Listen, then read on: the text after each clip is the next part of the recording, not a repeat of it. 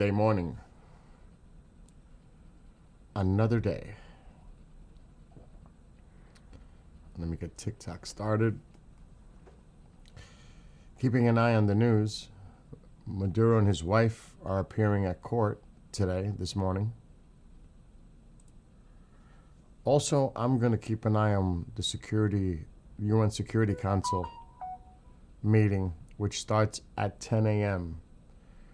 I'm going to listen in on it. Can't necessarily show it on the screen, but I'm curious to see Russia, China, some of the other countries' response.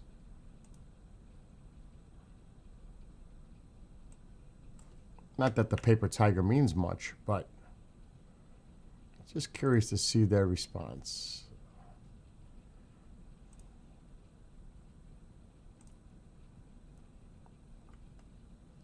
And we are now live on TikTok. Meanwhile, I got to convince Mom to go to her doctor's appointment this morning, which is never easy. Mine is tomorrow. Hers is at 2:30. Mine is at 12 tomorrow. And I need to see the doctor because I'm not feeling too well.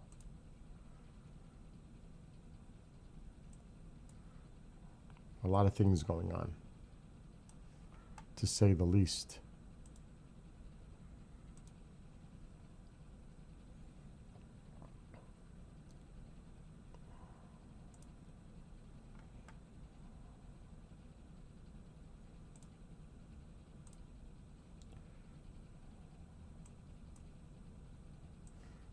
Okay, just getting all these pop-outs.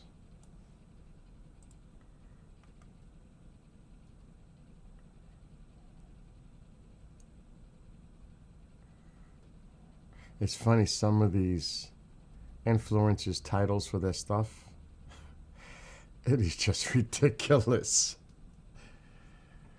Oh my gosh.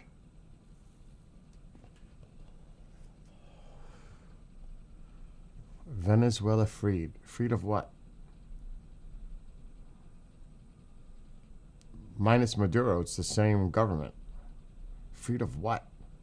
I'm seeing 2026 just got wild. Venezuela freed. Freed from what? That's such BS. You can get free from anything. He's now threatening the sitting president, the female president. Oh my gosh, it's just too ridiculous, some of this stuff. That's actually like real clickbait right there. Because that's not true. Bottom line.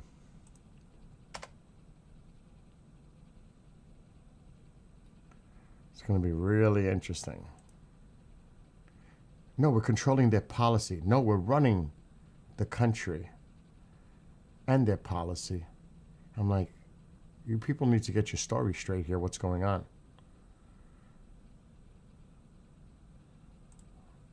Because that is not making too much sense right now. At least be on the same page.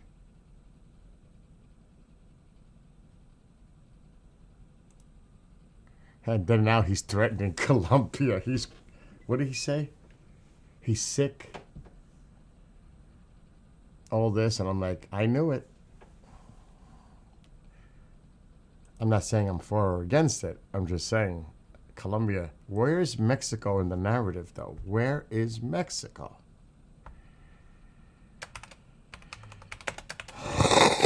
Unless they're just keeping that on the low and doing it like a surprise thing.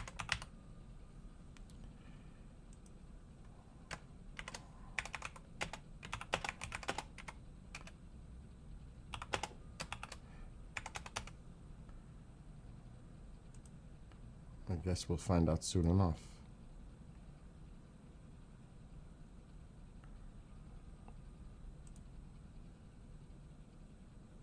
Good. That one's working.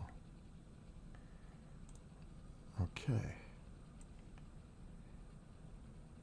I want to see if there's something going on that I heard. Is my fire on? Oh, not looking good. Not looking good.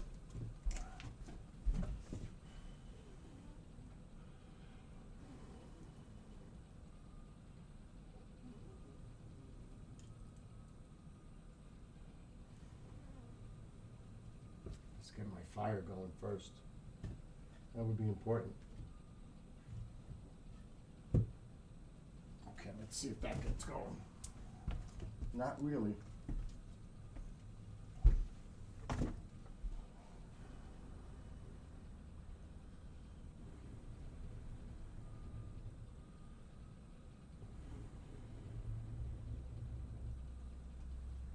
Yep, trying to keep my fire. I just started it because it's chilly.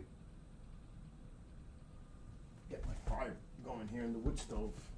It is chilly morning. Alexa, what's the temperature? It's 22 degrees right 22. That's more than just chilly. Okay, let's see if that fire gets going. But yeah, I'm going to tune in and listen to the United Nations Security Council meeting at 10. Can't watch it, but we can hear it. What's up, Deb? If you're still there on TikTok. So like I said, we'll keep an eye on the things that are going on.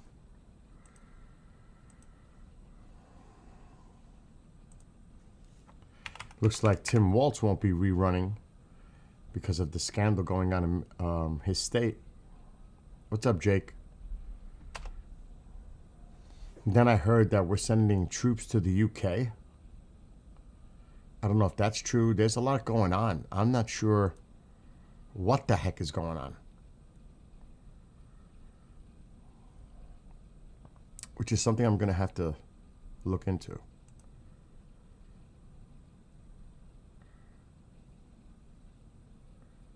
Okay. I'm actually going to look at some news if that's true. That could be for Syria. I'm not sure.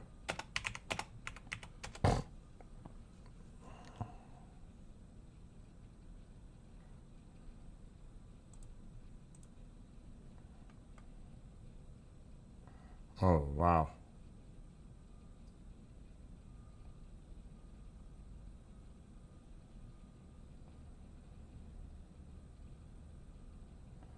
So this is what's coming out of the UK. Britain stands with Greenland. Starmer pledges to stand by Denmark as Trump eyes Arctic island.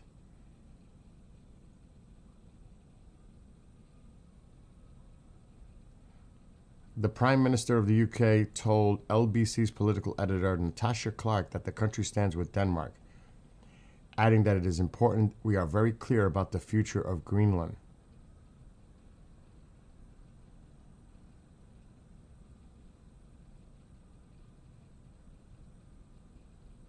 I'm trying to read his quotes. Denmark is a close ally of the UK in Europe and a close ally in NATO. And so it's very important we stand by our ally and are very clear about the future of Greenland. It's my consistent message in relation to Greenland that this is not a new position. The future for Greenland is for Greenland and the Kingdom of Denmark. We stand with Denmark on this. That's what the UK Prime Minister said. Because of the rhetoric coming from our side of the pond. So I don't know how that's going to go. They might talk the talk, but when it comes time to do something, I think the other countries are really concerned about what's going on.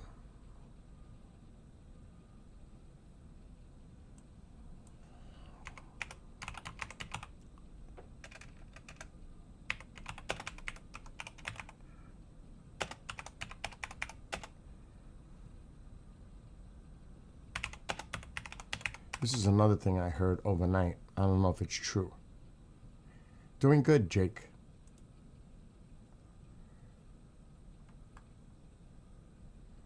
So this is what I heard, and it seems to be confirmed. on numerous articles. Iran's supreme leader, Ayatollah Khamenei, reportedly has a plan to flee to Moscow if ongoing protests in Iran escalate and his regime's security forces are unable to maintain control. This escape plan includes a small group of close aides and family members, reflecting his concerns about the stability of his leadership amid growing unrest. I heard that last night, but it's confirmed. There's numerous articles on it. Could that just be speculation and maybe some propaganda going on? I don't know. But that's another thing I'm seeing a lot of articles on right now.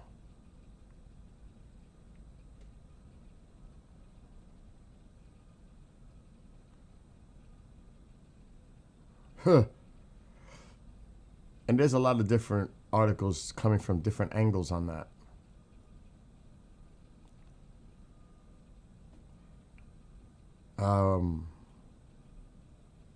I know, right, Susie? Not even that. And how are you doing, Susie? I hope you're doing well. I've been saying that for months with the Venezuela thing. And I also said what it was about, oil. I was on the money before people were talking about it. Remember, I even wrote a song. Yeah, Starmer is the one that made the statement that I just read, Jake. You remember me talking about it, right? It's one thing when you, like I keep saying this, when you look at the statistics and the facts, because what was funny was the fentanyl question, then our vice president said, well, cocaine is bad too. Wait a minute. But I thought this was about fentanyl. And then the vice president says, well, cocaine is bad too. But how much of that cocaine is actually coming to the United States on those boats? He says it again, 97% of the... Going where? Here? I mean, don't get me wrong. The facts are Venezuela is a transit hub, mostly for cocaine. There's no doubt about that. And many view Maduro as being an illegitimate president. Don't get me wrong. I mean, Maduro's not a nice guy. But we need to have the facts in line here.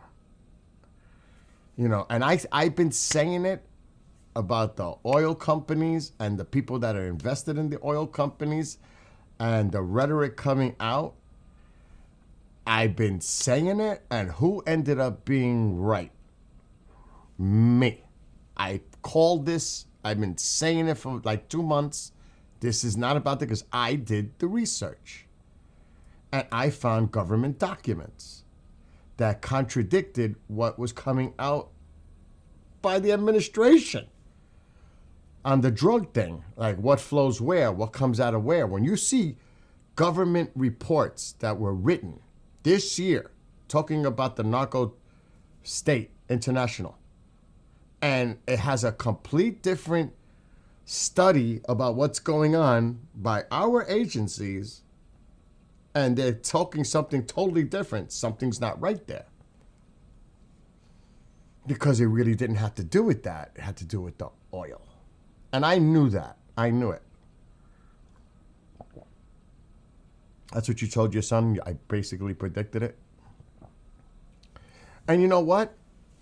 That's why doing research and finding facts and documents, not news articles, because there's always a spin.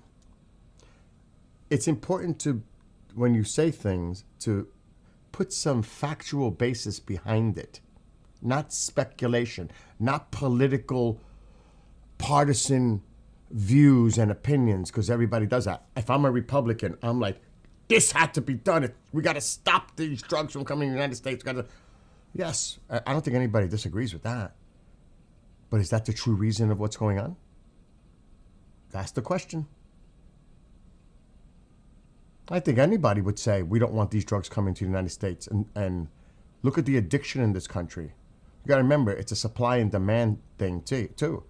There are people here that are addicted. And like I keep saying, The majority of the stuff is coming through legal points of entry by legal U.S. citizens.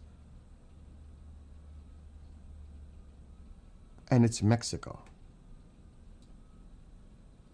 But now, I mean, I've always said we need to stop the drugs from coming in. I'm not joking.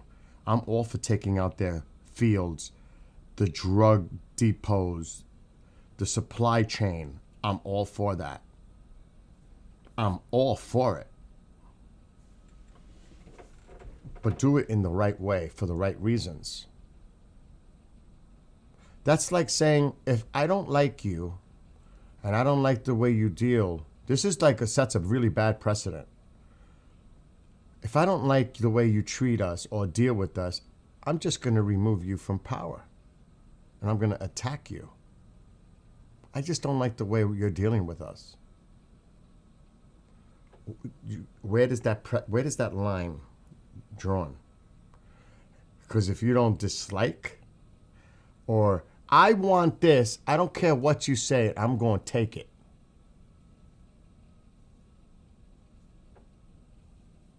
And that's why people in certain parts of the world say the colonialists, they just want to take our land and take over. Well, that shit is spinning now, the way this is appearing. Remember, they voided those contracts that were done with those U.S. oil companies in Venezuela. Our position is, they stole it. That's our land in Venezuela. That's our oil. We're going to be the ones to control the oil. It sounds like when people were saying, we're invading Iraq to take their oil. Remember that?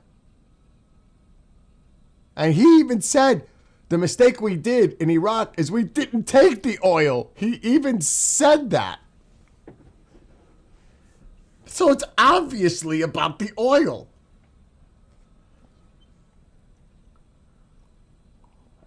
The largest oil reserve. And who gets to gain from that? American big oil companies. And I say this, don't take my word for it. It is almost equally the same. Democrats and Republicans investing or investments in stock with big oil companies. It's almost even. So you can't say this is a Republican thing or a Democratic thing because they're all in it with their pockets. Not all. A few on both sides are invested in this. So it's not even that, because many have to gain from, well, not, again, I don't want to use, I got to be careful on the words because I don't want to take it out of context. Some definitely have a lot to gain here in their pockets with their investments. It's almost like insider trading. Listen, we do this, you're going to make more money. We're going to increase their flow, production flow. Our companies are going to get in there. We're going to control where it goes, who it's sold to, how much we get. And then, because there is a legitimate legal issue with the oil companies about what happened in Venezuela when their contracts were void. But that's a legal issue that goes into a court system. At least that's the way the law should be. Not that you say, and we're going to get all the money back that they owe us from our losses, from our investments from the past. We're going to make them pay. I'm like, what? No, I'm not saying, again, you got to remember, he did mention it numerous times about the oil canvas and energy in our continent. It's about, now you could look at this like I've been saying a lot of different ways. Are you creating more security in our continent because of the influence of China, Russia, Iran, especially in South America? That's legit. That is legit. So is this going to make this continent, the Americas, stronger and safer? You have to look at that angle too, by pushing them out, because that's what they want. There's a lot of ways to look at this. Because like I was saying the other day with Cuba's economy is toast. Because they're not getting that revenue now from Venezuela. That's cut off. Whether it's oil or the people that they were paying from Cuba to come into Venezuela for security and all kinds of other issues. Cuba's economy, and they even asked the president, are you going to move in on Cuba? We don't have to. They're going to collapse on their own. And that is very possible.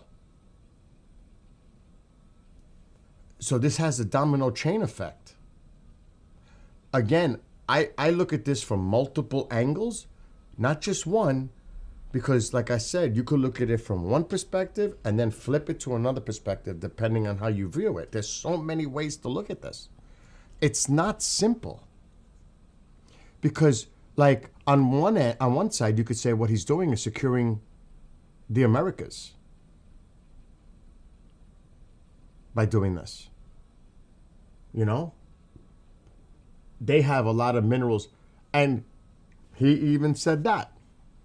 Because I heard like what he said on the plane yesterday with the press. I actually heard it.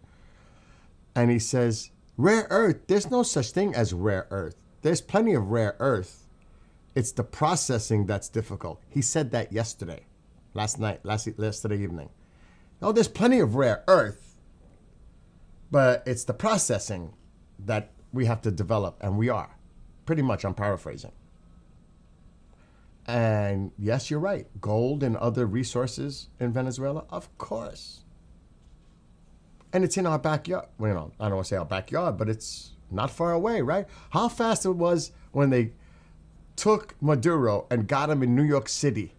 How fast was that? If you think about it, from the point they took him, got him on the Iwo Jima, then got him here to New York. He landed right here, helicoptered him into the city, and then brought him into the detention center. That happened like crazy fast. I was like, wow. It is definitely the Monroe Doctrine, or the Donroe Doctrine. That's what people are saying now. Yes, exactly. And that actually, there was actually something that was created about what the U.S. policy would be moving forward. That actually came out, a month ago? About their intention, and that was part of it. John, that was part of it. It was in that thing that they put out, that the press put out like a month ago about the intention, and it definitely was the Monroe Doctrine. There's no doubt about it. You're spot on. And that came out like a month or so ago, so we knew what the intention was. And it's actually happening. That's a great point. I wouldn't be surprised if the Panama Canal for sure.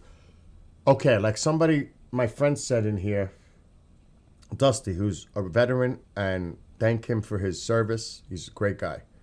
He made a great point, and I agree. What the United States, from a strategic point of view, is not a carrier like KJ said. Well, we have a carrier. The Gerald Ford is out there. That's not permanent. What they should do, if this is what we're going to do, is set up a base, a military base for the Air Force. I don't know necessarily about the Navy, but the Army, because we could set up stuff going on in Trinidad, Tobago, or nearby with the Navy. But we need to solidify a strategic point in Venezuela, because now you're in the middle of everything. Colombia, Panama, you can reach out without stretching our assets, and logistically, that would be strategically better. I'm just saying, if you're talking about that perspective, it makes sense that we have a base in Venezuela. Right? It would make sense strategically, because now you're at proximity close to strike anybody at any time. But before we get there, there's a lot that has to be done before that even happens. Because now she's defiant what's her name? Darcy? I can't remember her name. The new sworn in president, interim president of Venezuela. She's acting defiant. And what did he say? Oh, well, I'll come and get you too. And so many, I'm paraphrasing. If you don't follow, we're taking you out too. So we're just going to go in and keep taking out leaders until they appease what we want. Regime change on steroids. Oh my God. Boots on the ground no longer seem to be an issue for people? Really? You think this is... Do you know how many gorillas they have? And I mean, like, not the animal gorillas. In the jungles of Venezuela? And I can't remember what they're called. I can't remember the name of this group. They have quite a bit. Are we going to get into that kind of a situation? I'm reading everybody's comment. Tons tougher to fix them right away. Problems. Oh, definite. There's no doubt about that. Yep. That is... John, I swear. You're so spot on. Darcy Rodriguez, thank you. And yes, just like he was going to make Mexico pay for the wall. What's up, Storm Chaser? John says it's the modern Monroe Doctrine. U.S. gets Western Hemisphere. China gets Asia. Taiwan is definitely going this year. I hope I'm wrong, but I have a feeling Taiwan is done. Taiwan is done. China's taking Taiwan.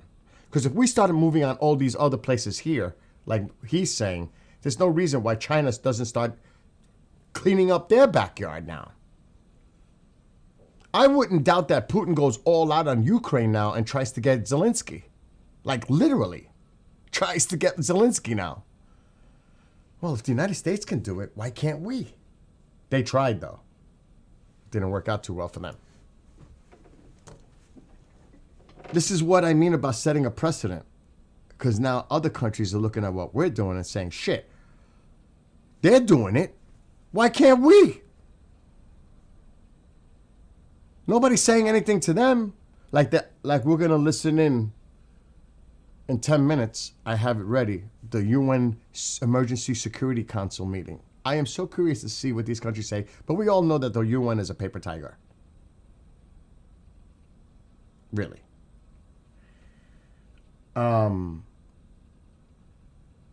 Candace says, no problem for missiles to reach Florida from that. Yeah. Depending on missiles for their range. Correct. Yep, on Taiwan, Iran is shook. Oh, I'm reading about it now. Can you imagine the Supreme Leader's reaction? Like, don't call this man's bluff. Do not call the president's bluff. Look what happened in Venezuela. Cuba, I mean, all these countries, Colombia, Iran, everyone that he says something to, you better be on point. Because you could be next. And that definitely shook the Supreme Leader. But he was hiding in the bunker. He's hiding out. He's been hiding out now since this uprising started, what, 8-9 days ago? It didn't happen immediately, but they took him out of Tehran and brought him to Western Iran, and he's somewhere secured. And then he comes out of the hole to make a speech quick, and then he goes back into the hole. So he's on, like, he's definitely, would you say, a little bit concerned and nervous? Like I'm reading, Iran's Supreme Leader has a Moscow escape plan if protests topple, like the resistance, they can't control it. He's already got an escape plan to Moscow to go hang out with Assad and Putin.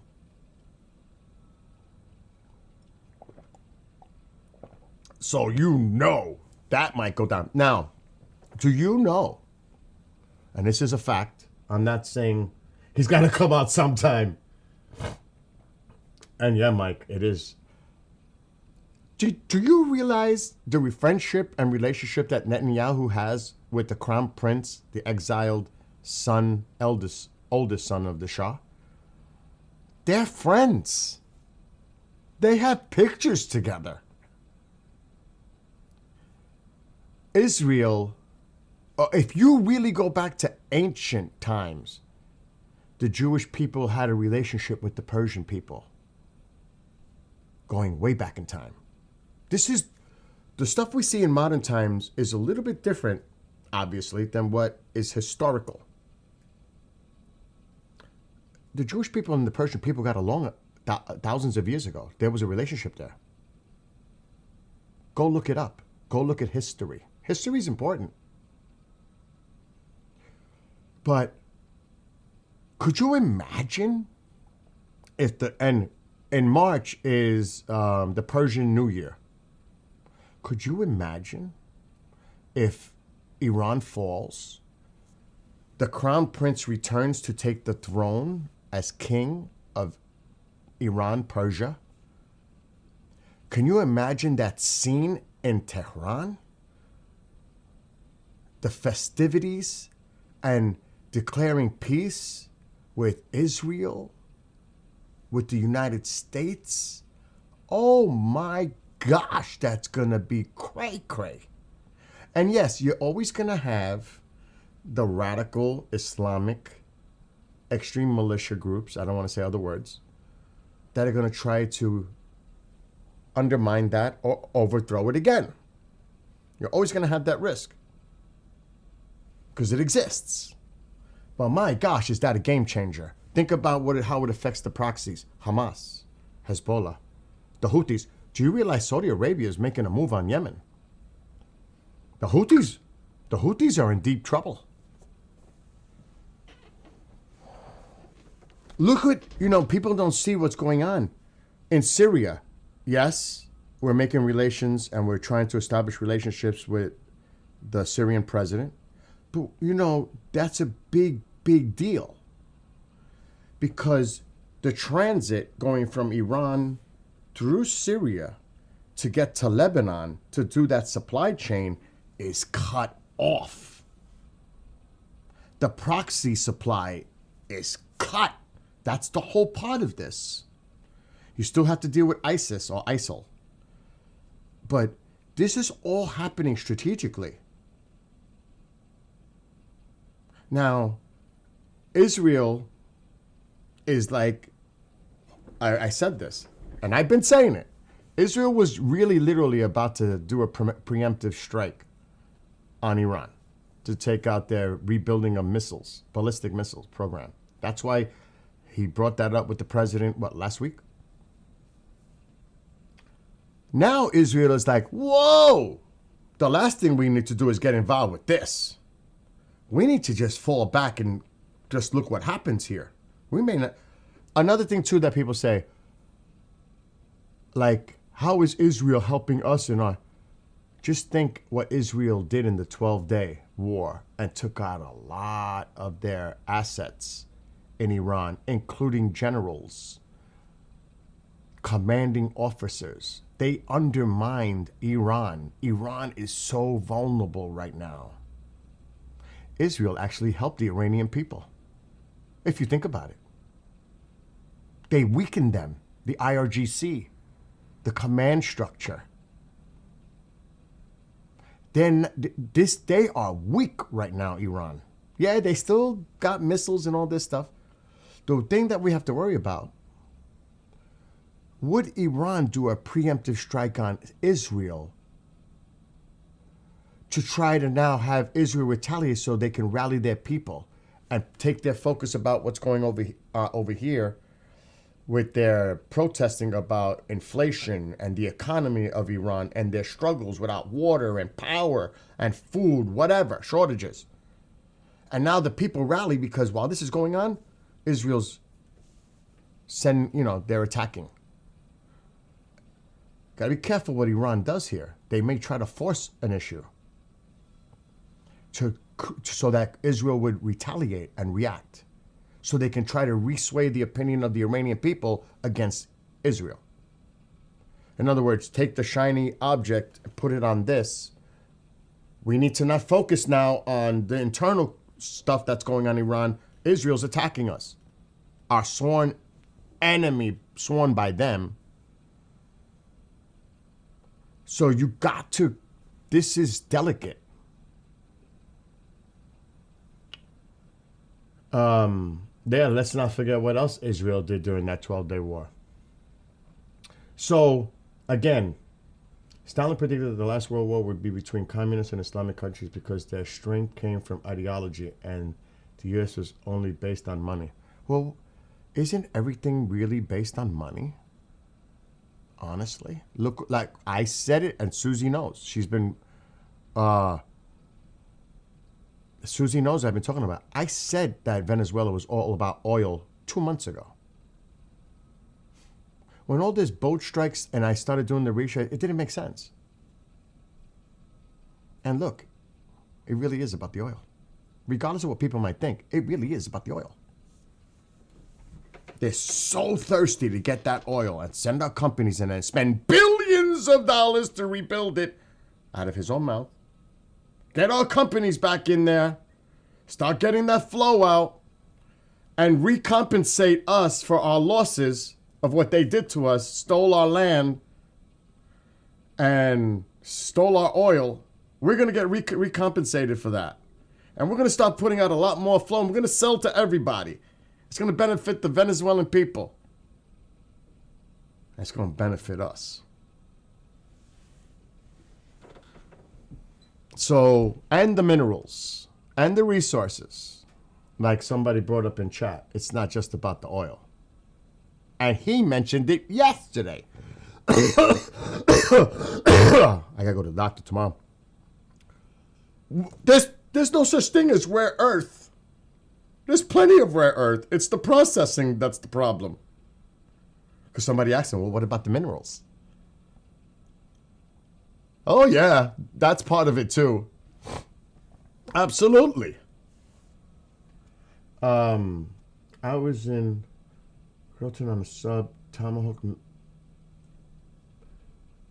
from there with the Clearwater, Oklahoma, no lie. Missiles have a longer range currently. Not to mention drones and military can carry a human now across any surface, air, water, land. Candace, I did not know that about you. And I said that earlier already, Jem. You could look at it that way, to push out the influence of China, Russia, and Iran. There's no doubt about it.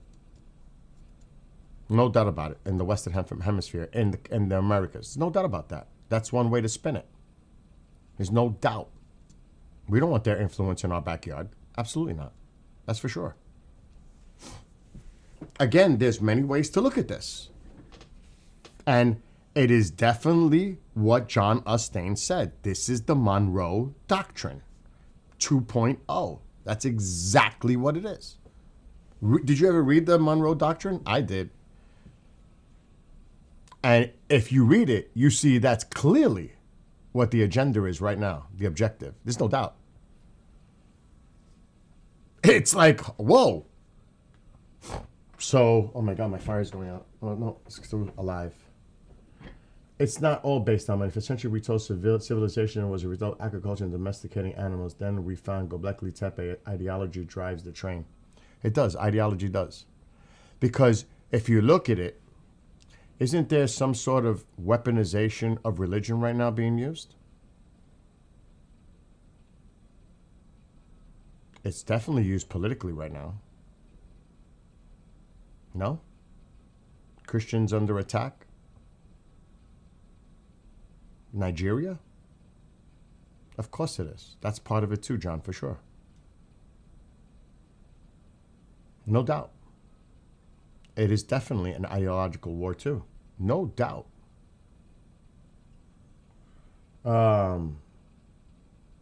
Not going to show his hand on minerals. And did you see what he said too last night? Because they asked him the question about that. When Putin told him the next day on a phone call after meeting with Zelensky, and he was meeting with Netanyahu about the alleged attack near Putin's residence, and the president says, no, that's not true. He said it yesterday. Something happened.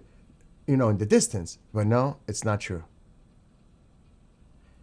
And then they asked him, well, why did you say that after the call that Putin told you and you were very angry? Well, I didn't know at the time.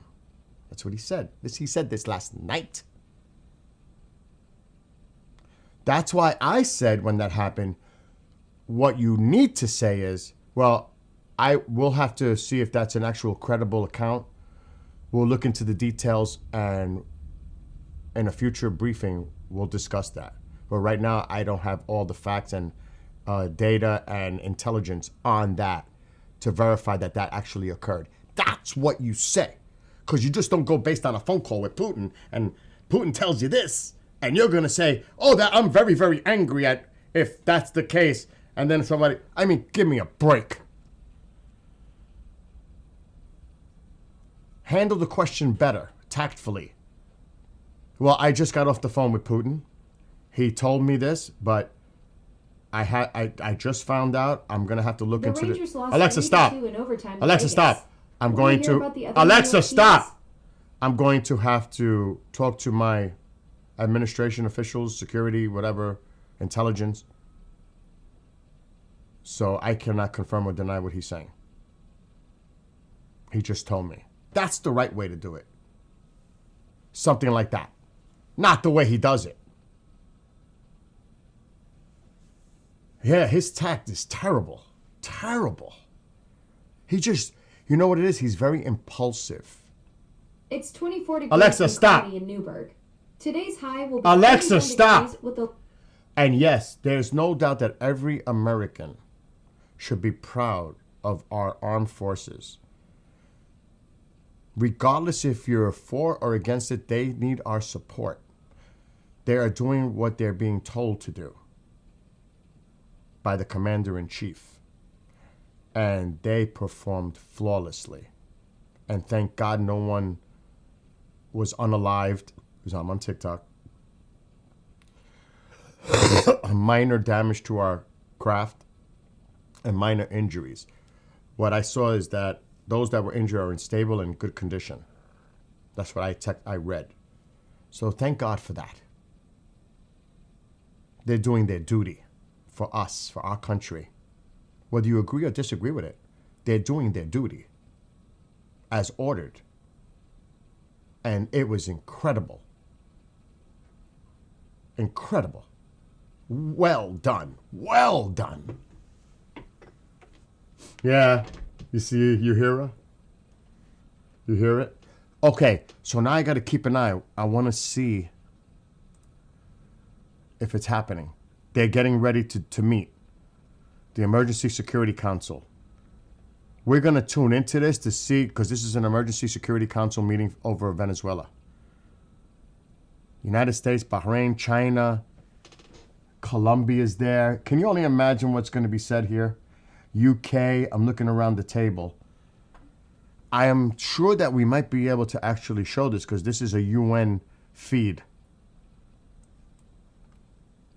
I mean, this is public domain. This is the UN. I mean, give me a break. If I get hit for this, that's pretty sad. Because this is public domain. And they're about to start. I think we should listen into this. They're all getting seated. I'm curious to see what they say, but again, does it really, really matter? Does it? It's a paper tiger. There's no real power here. They can complain and moan and all that, but does anything ever come out of these meetings? You know what I mean? Does anything really? No. I'm going to see if what's going on. Let's put the audio. It's going to start very soon. All right, it hasn't started yet. I want to hear this. I'm just curious to see the global reaction sitting around that table about what happened. I'm really curious. You know what Russia's opinion is going to be. You know what China and Colombia. Uh-oh, they're getting ready. So I'm going to be quiet. Here they go.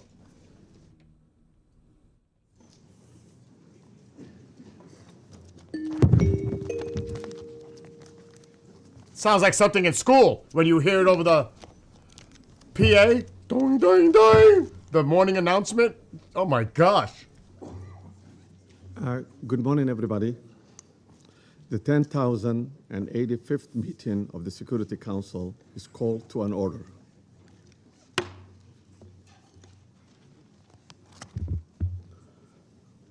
As this is the first formal meeting of the Security Council this year, I should like to extend my warm wishes on the new year to all members of the Security Council, the United Nations, and the Secretariat. In presiding over this first formal meeting of the Council in 2026, I'm happy to welcome the new members, Bahrain, Colombia, Democratic Republic of Congo, Latvia, and Liberia. We look forward to their participation in the work of the Council. Their experience and wisdom will be invaluable assistance in the discharge of the Council's responsibility. I shall also take this opportunity to express the Council's gratitude to the outgoing members, namely Algeria, Guyana, Republic of Korea, Sierra Leone, and Slovenia, for their important contributions to the work of the Council during their terms.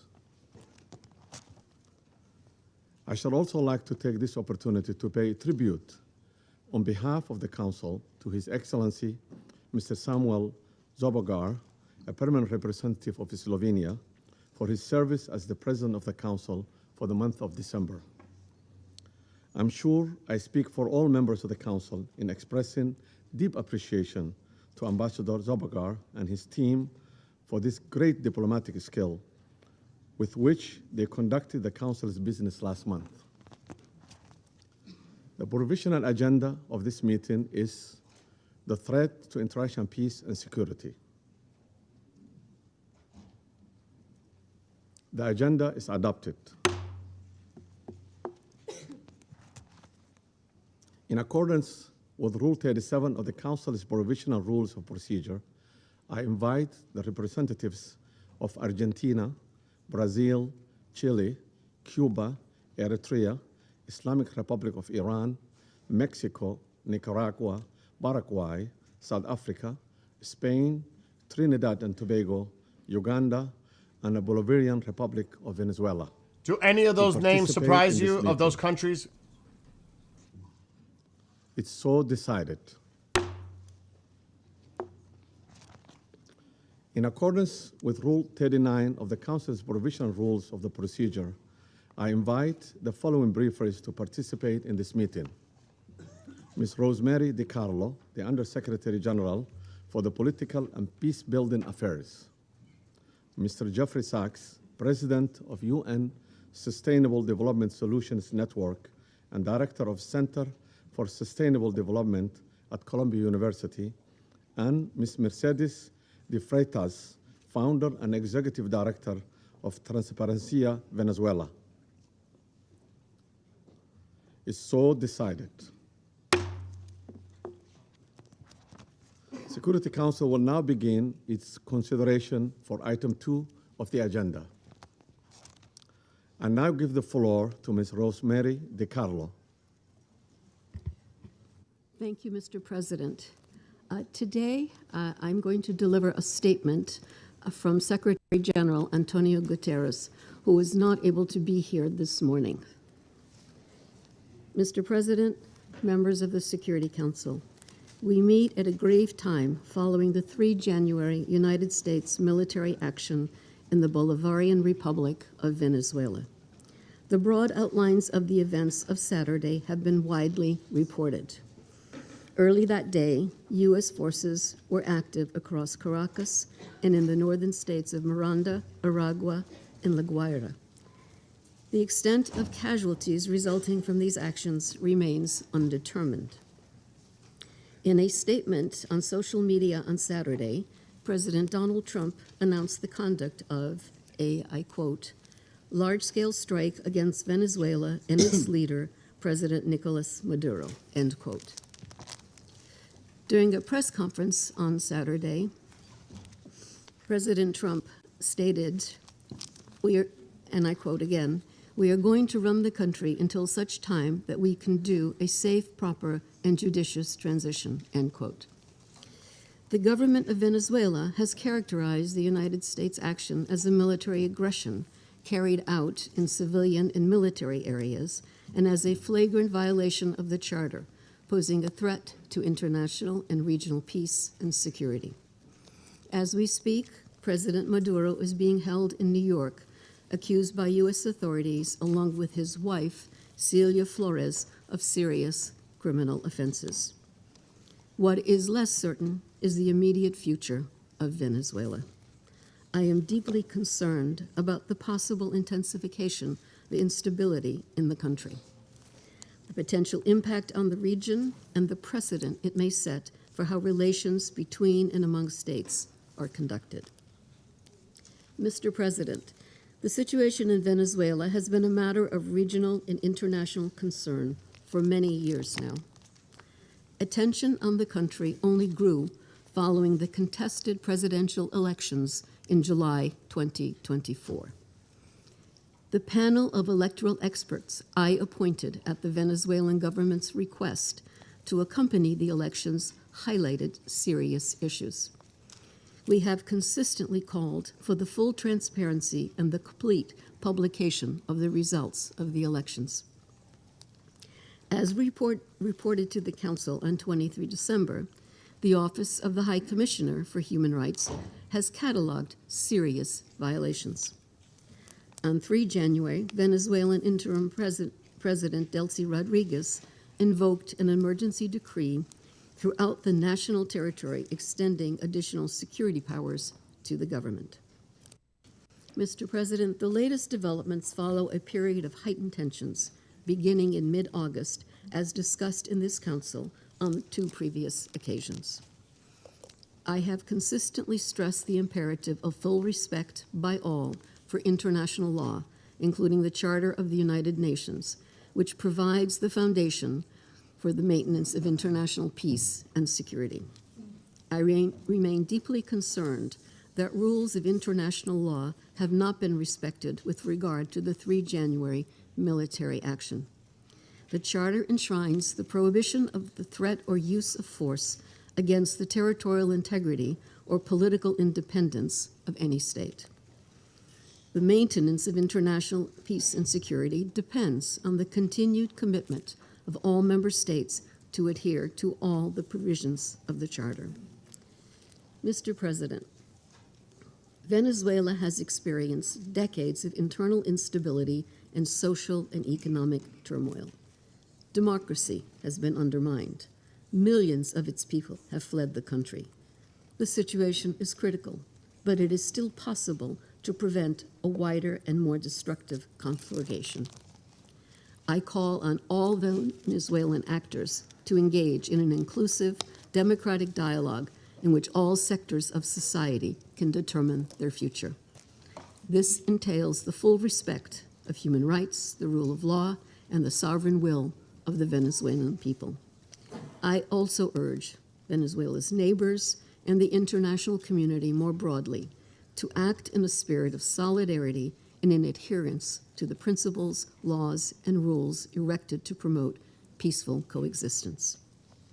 I welcome and am ready to support all efforts aimed at assisting Venezuelans in finding a peaceful way forward.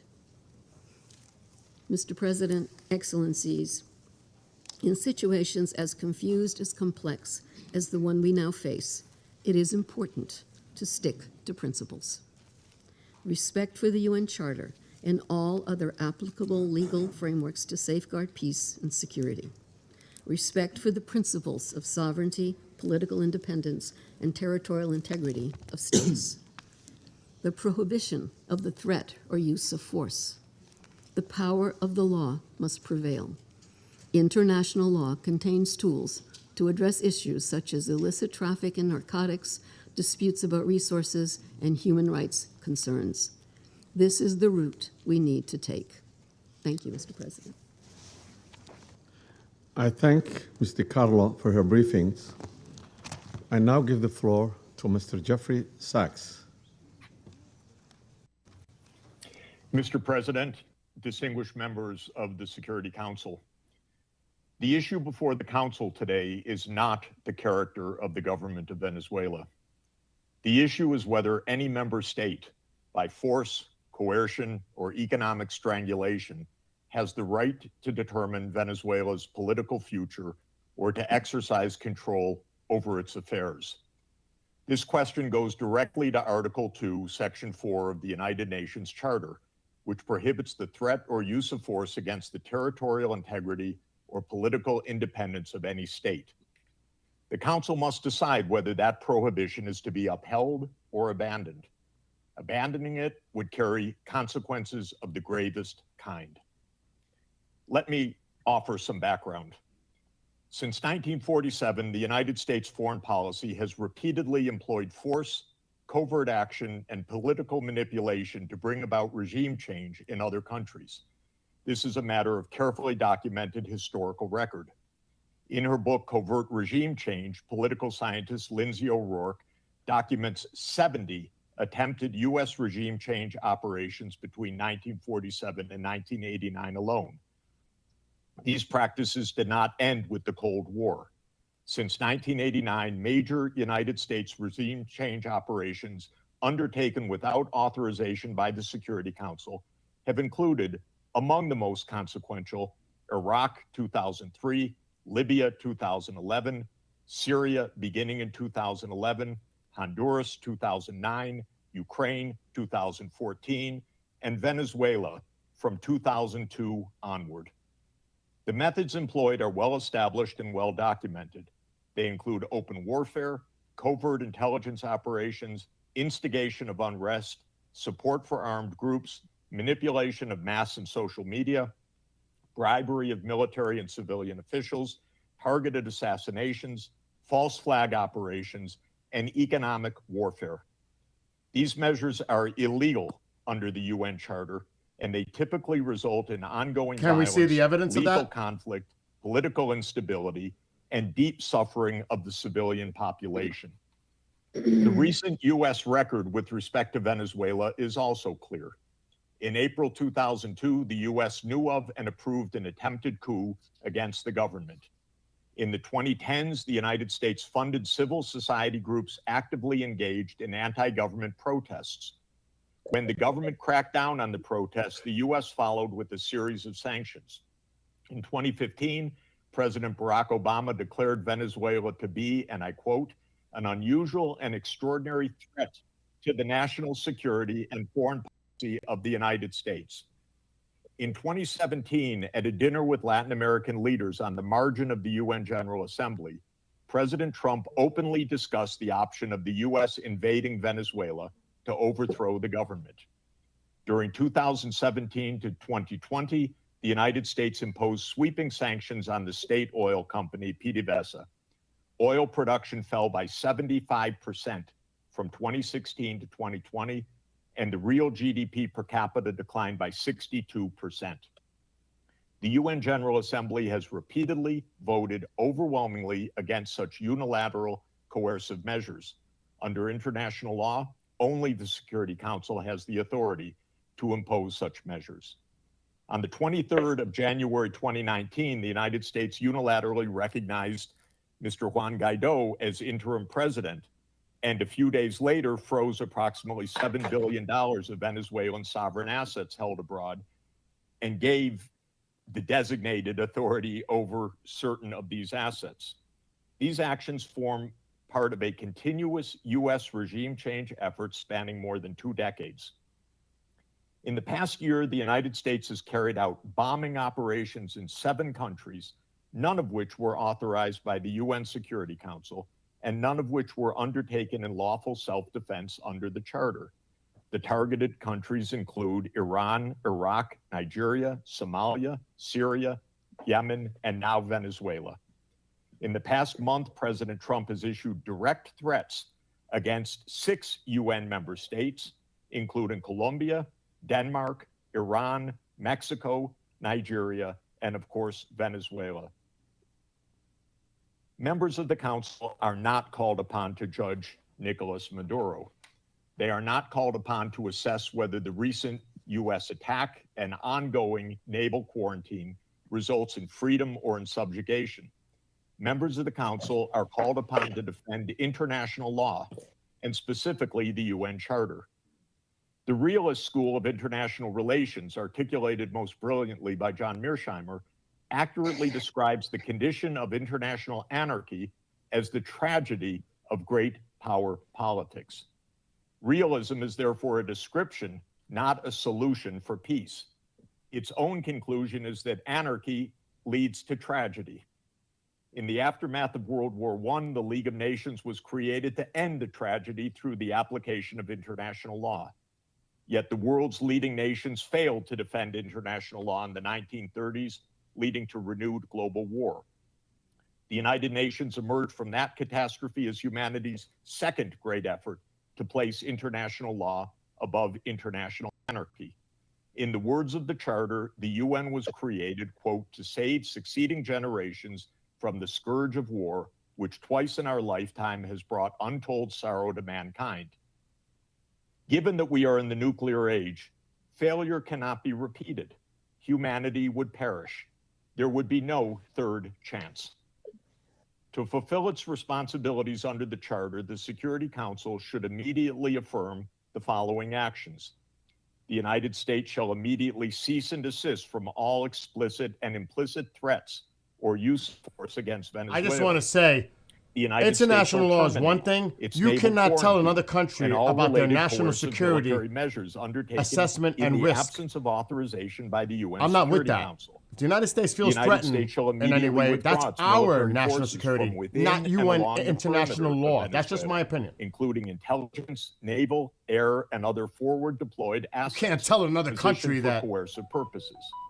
Venezuela shall adhere to the UN Charter and to the human rights protected in the Universal Declaration of Human Rights.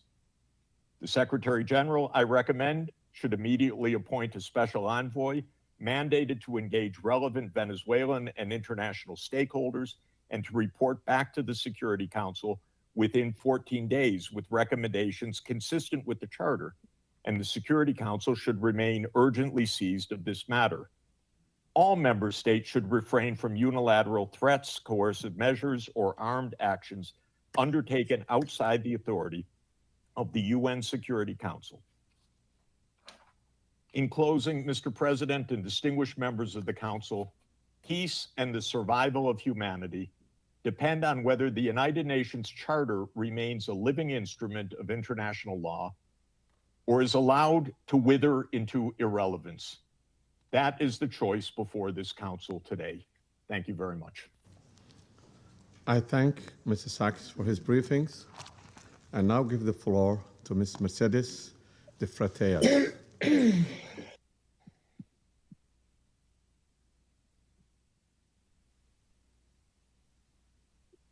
My thing is, the UN does not dictate international law to a sovereign country independently about if the risk that they have national security risk. You can't tell another country not to do something if they feel they're threatened by whatever it is. I don't go with that. Okay. My apology. I now give the floor to Ms. Mercedes de Freitas. Good morning. I speak in Spanish.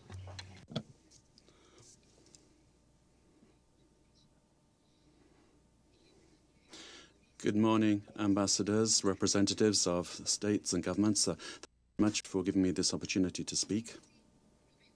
Can you hear me? Can you hear me?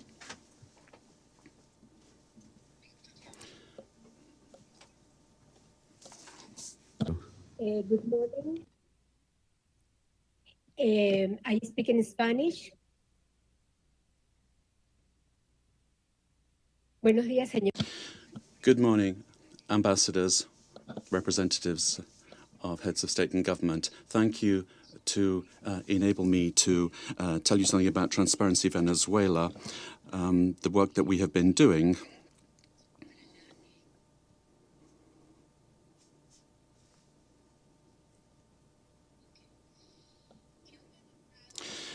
We have organized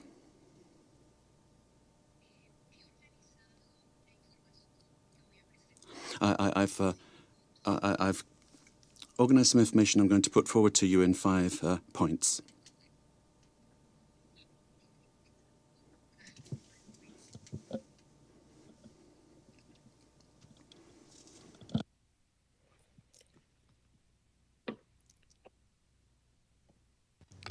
Bueno, he Continue. organizado la información que voy a I've arranged the information I'm going to give to you in around 5 points. Let me make the most of my time. First of all, one, the corruption in Venezuela is seen in 73 countries of the world. We have organized, we've seen hundreds of cases that we have documented over the years, more than 500, 600 cases in various countries.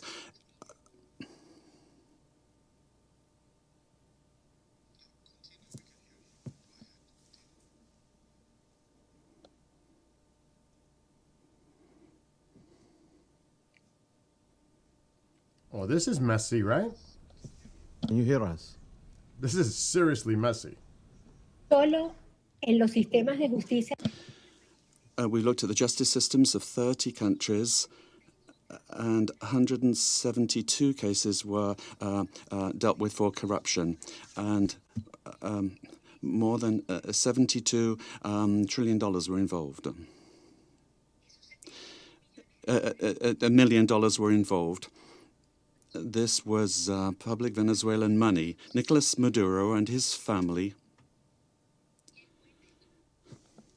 The interpreter cannot hear the speaker. Ha sido el instrumento central, involucrada directa e indirectamente en el. It was a system that was involved in 90% of the corruption cases. Point number 2.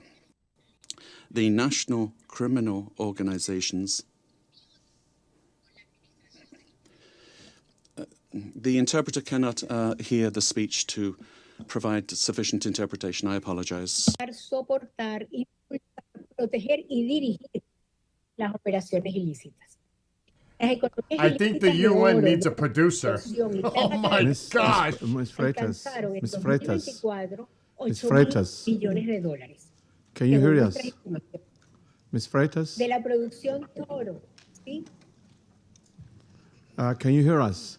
The interpreters cannot hear you. Can you slow down and raise your voice a little bit? Who said this is supposed to be an astronomy Hay un channel? delay. I cover everything. I mostly do sky watches and stuff, but this is There is a important news. delay, says the speaker. The problem the interpreter is having is with the quality of the sound, which is insufficient for interpretation. It's not the speed. Sí, la oigo con delay. I'm hearing you, but with a delay, says the speaker. I can hear you, though. Please proceed now. Unfollow.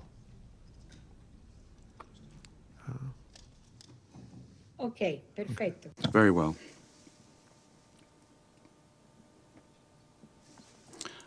Point 2.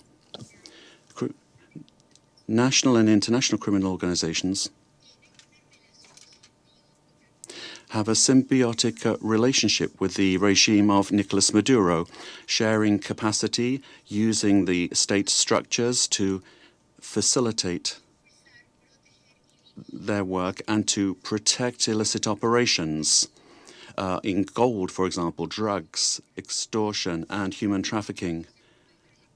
And according to our estimates, this accounts for about $8 billion. Gold, for example, only 20% is reported to the National Treasury. The rest goes to private accounts where there are members and allies with the government. This mining industry has exploited so many people using national parks and also the Amazon area. And then to launder the money from corruption, the network has money laundering structures that are very sophisticated. And since 2021,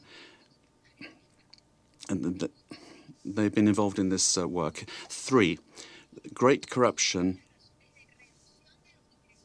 has led to a decrease in the income of the state and therefore public expenditure, and therefore affecting the quality of basic services.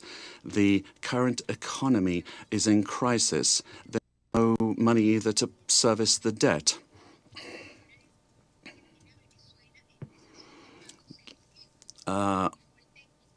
And Venezuela has been in technical default since 2017. We owe more than $15 million. Four, Venezuelans have had to learn to live with just a few hours of electricity per day in very many parts of the country. And we've learned to protect ourselves from daily extortion from the armed Colombian groups or the organized crime groups, but also elements of the state.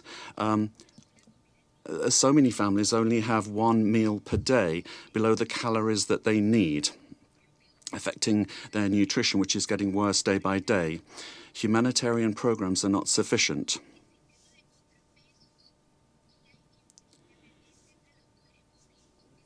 And then 5, there's no checks and balances between government departments. The government has captured all institutions, beginning with the justice institutions and also the oil company responsible for the majority of income for the country. In order to maintain control and the impunity of these illicit operations, a repressive system that's getting worse and worse is being applied.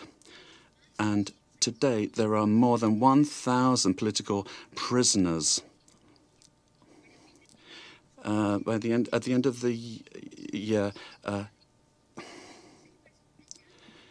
26 people died during torture or because a lack of medical care.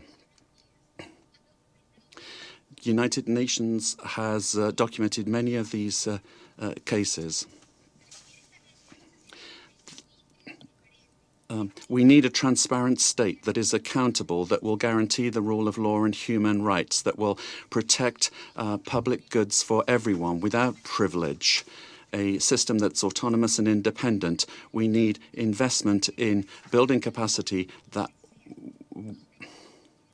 will enable us to have a dignified life. We must respect the will of the Venezuelan people to live in peace and democracy. And finally, a request to you. Freedom for all political prisoners in the country. Thank you very much. I thank to Ms. Freitas for her briefing. I now give the floor to those council members who wish to make statements. Now, here's where it's going to get interesting, when the I council give the members floor start talking. to the representative of Colombia. Oh, here we go.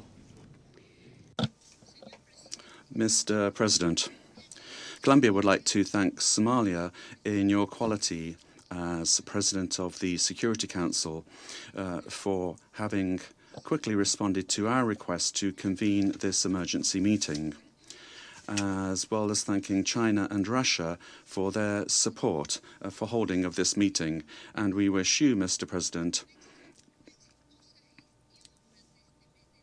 a successful month managing the work of the Council at a particularly delicate time for international peace and security. I'd also like to thank Undersecretary General for Political Affairs and Peace Building of the United Nations and the invited briefers. We thank them all for their briefings. This is the first time Colombia is taking the floor in the Security Council as a non-permanent member for the period 2026-2027. Colombia is taking on this responsibility with a deep sense of duty, and we are going to do this from the first day, defending international law and the purposes and principles enshrined in the United Nations Charter. International peace and security, the peaceful settlement of disputes, the prohibition of the use of force, sovereign equality, respect for the territorial integrity and political independence of all states. Colombia condemns categorically the events that occurred in the early morning of the 3rd of January in Venezuela, where we saw multiple explosions and air activity over Caracas and other areas of the country as part of a military attack carried out by the United States, which included bombings of civilian and military infrastructure, creating panic amongst the population. All of this represents clear violations of the sovereignty, political independence, and the territorial integrity of Venezuela. There is no justification whatsoever under any circumstances for the unilateral use of force to commit an act of aggression.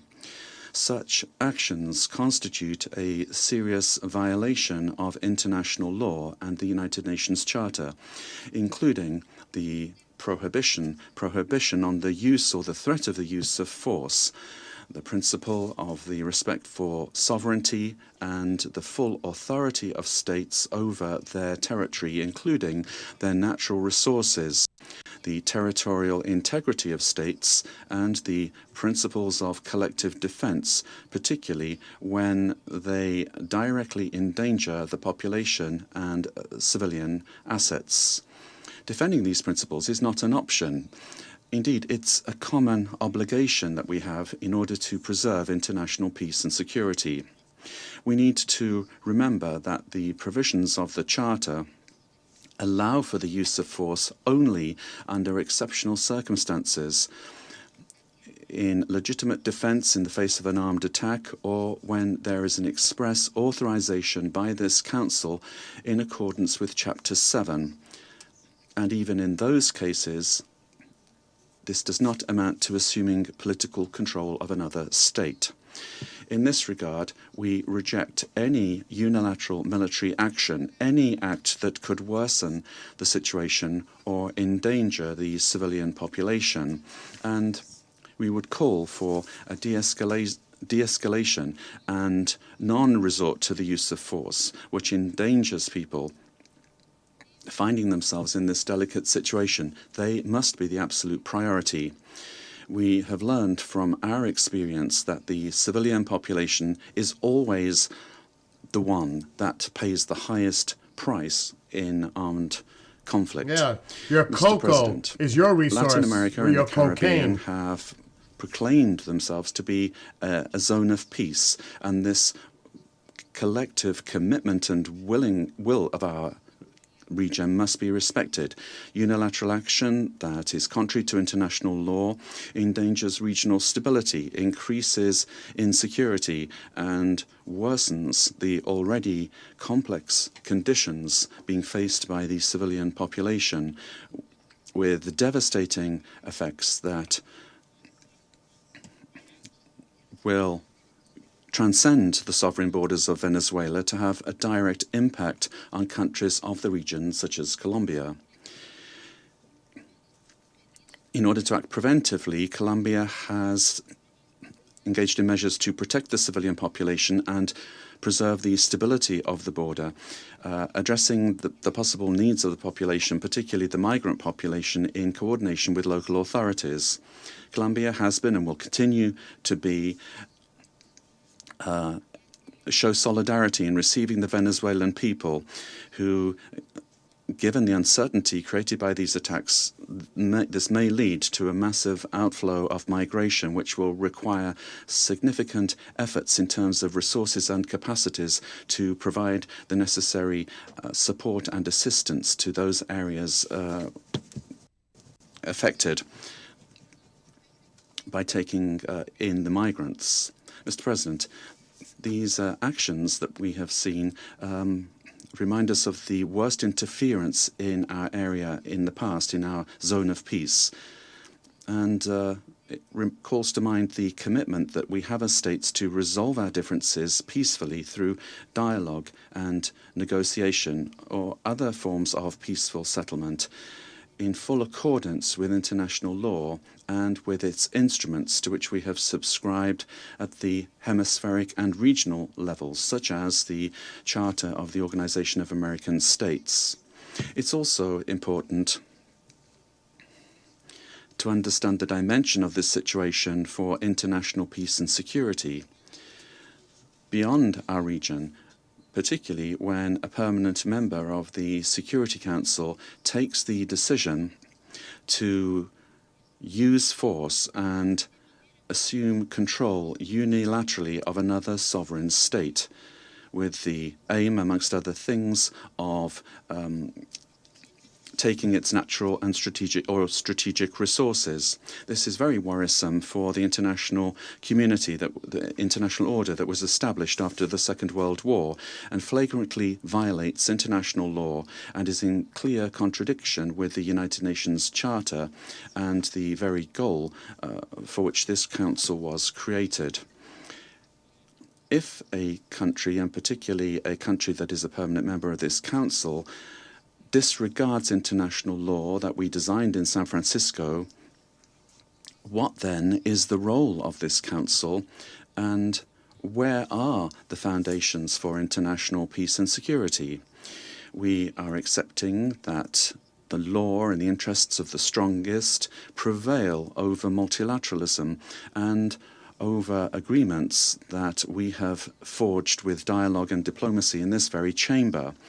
Democracy cannot be promoted or defended through violence or coercion, and it cannot be superseded either by economic interests. Democracy can only be built and sustained through respect for the will of peoples, the reaffirmation of the rule of law, through political dialogue and peaceful and inclusive processes. Venezuela deserves to live in peace, in democracy, prosperity, and dignity, with a government that is defined in sovereignty by no one else than the Venezuelan people and their institutions. This is why Colombia has reiterated its call to open up paths for democracy in Venezuela through specific popular decisions being taken. The importance of preserving peace, respect for international law, and the protection of life and human rights must prevail over anything else. Colombia reaffirms its conviction that working tirelessly under these principles in our new role as a non-permanent member of the Security Council is what we plan to do, and we make ourselves available, good offices available for a diplomatic way out of the current crisis in this brotherly country. We will meet our responsibility, primary responsibility, to maintain international peace and security. And given the seriousness of the events, we will continue to pay attention to this issue. And we'd also like to thank the Secretary General of the United Nations for providing his good offices to defend the purposes and principles of the United Nations Charter, to activate channels for mediation available to him and facilitate dialogue with the parties concerned, looking in the search for alternatives that will make it possible to find a way out of the situation led by Venezuelans themselves and provide assistance to Venezuelans that need this. In conclusion, we'd urge the parties to exercise maximum caution and restraint, to de-escalate tensions, and to follow dialogue and diplomatic channels, and develop mechanisms to avoid continued flagrant violations of international law. This will require the help of the United Nations and of regional organizations. Thank you very much, Mr. President. Isn't it kind of hypocritical when you say you're looking out for the best of the citizens, international peace and security, when you are the major supplier around the world of cocaine? I mean, poisoning countries with that garbage. I mean, give me a break. Give me a break. Of the Security Council. And second, we wish to welcome the newly elected members of the Security Council. The beginning of this new year shocked all of those throughout the world who cherish the hope that respect for international law and non-intervention in domestic affairs of Coming other from states, Russia? as well as a reliance upon diplomacy and seeking of compromise, became key principles in the work of the new U.S. administration. The assault against the leader of Venezuela, compounded by the deaths of dozens of Venezuelan and Cuban citizens, in the eyes of many, become a harbinger of a turn back to the era of lawlessness and U.S. domination by force, Now that chaos, sounds and really lawlessness, special coming from Russia. which continues to afflict dozens of states in various regions of the world. There is no and can be no justification for the crimes cynically perpetrated by the United States in Caracas. We firmly condemn the U.S. act of armed aggression against Venezuela in breach of all international legal norms. In connection with the confirmed reports about the presence of the abducted president of Venezuela, Nicolas Maduro, and his spouse in the United States, today, as we are aware, they are in New York, we call upon, corrects the Speaker, the U.S. leadership to immediately release the legitimately elected president of an independent state and his spouse. Any problems existing or conflict between the United States and Venezuela need to be resolved through dialogue. And this is precisely what is enshrined in the UN Charter, the purposes and the principles of which a number of states in recent years have begun to apply selectively, depending upon the political landscape. Today, we are reaping the consequences of their recklessness and selectivity in matters related to respect for the norms of international law, which were linked to the so-called rules-based world order. Here is your rules-based world order in all of its glory, which is horrifying even the staunchest Atlanticists. Mr. President, we extend our firm solidarity with the people of Venezuela in the face of the external aggression. We firmly And what about support- Ukraine? completely support the policy What of the hypocrisy. Bolivarian This government, is which is geared such towards protection of garbage. their national interests and the sovereignty of the country. Washington's aggressive acts have already been condemned by many states and multilateral associations, including the Non-Aligned Movement, the African Union, as well as a group of friends in defense of the Charter of the United Nations. We hope that the international banditry will immediately be met with objective and comprehensive assessment at the international legal level with United Nations, universal mechanisms, and other multilateral formats being brought to bear. This process must not be impacted by the recognition or non-recognition by any given states or groups of states of the legitimacy of Nicolas Maduro. For this reason, unintelligible murmurings and attempts to Say that about avoid Zelensky. principled assessments Say by that about those who in Zelensky. other circumstances at the mouth and demand that others respect the UN Charter today seem particularly hypocritical and unseemly. We hope you will recognize this, and we hope that you will abandon double standards and that you will not attempt to justify such an egregious act of aggression due to a fear of angering the American global gendarme, which is attempting to once again rear its head.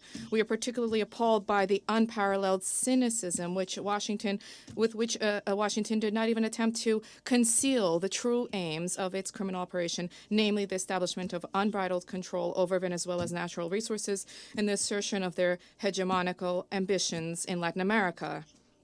In this way, Washington is generating fresh momentum for neocolonialism and for imperialism, which were repeatedly, decisively condemned and repudiated by the peoples of this region and by the global South as a whole. Distinguished colleagues, under these circumstances, it is exceedingly important for the entire international community to unite and to definitively reject the methods and tools the methods and tools of U.S. military foreign policy, which have been demonstrated with in the case of Venezuela. This is the only way it is possible to compel Washington to revisit and to abandon their dangerous misconceptions. As we stated during previous meetings on Venezuela, the bell now tolls across the region, ringing for every country of the Western Hemisphere.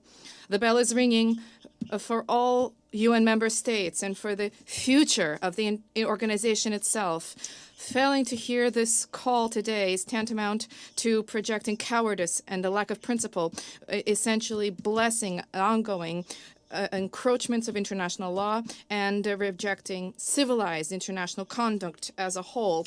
We cannot allow the United States to proclaim itself as some kind of a supreme judge, which alone bears the right to invade any country, to label culprits, to hand down and to enforce punishments, irrespective of notions of international law, sovereignty, and non-intervention.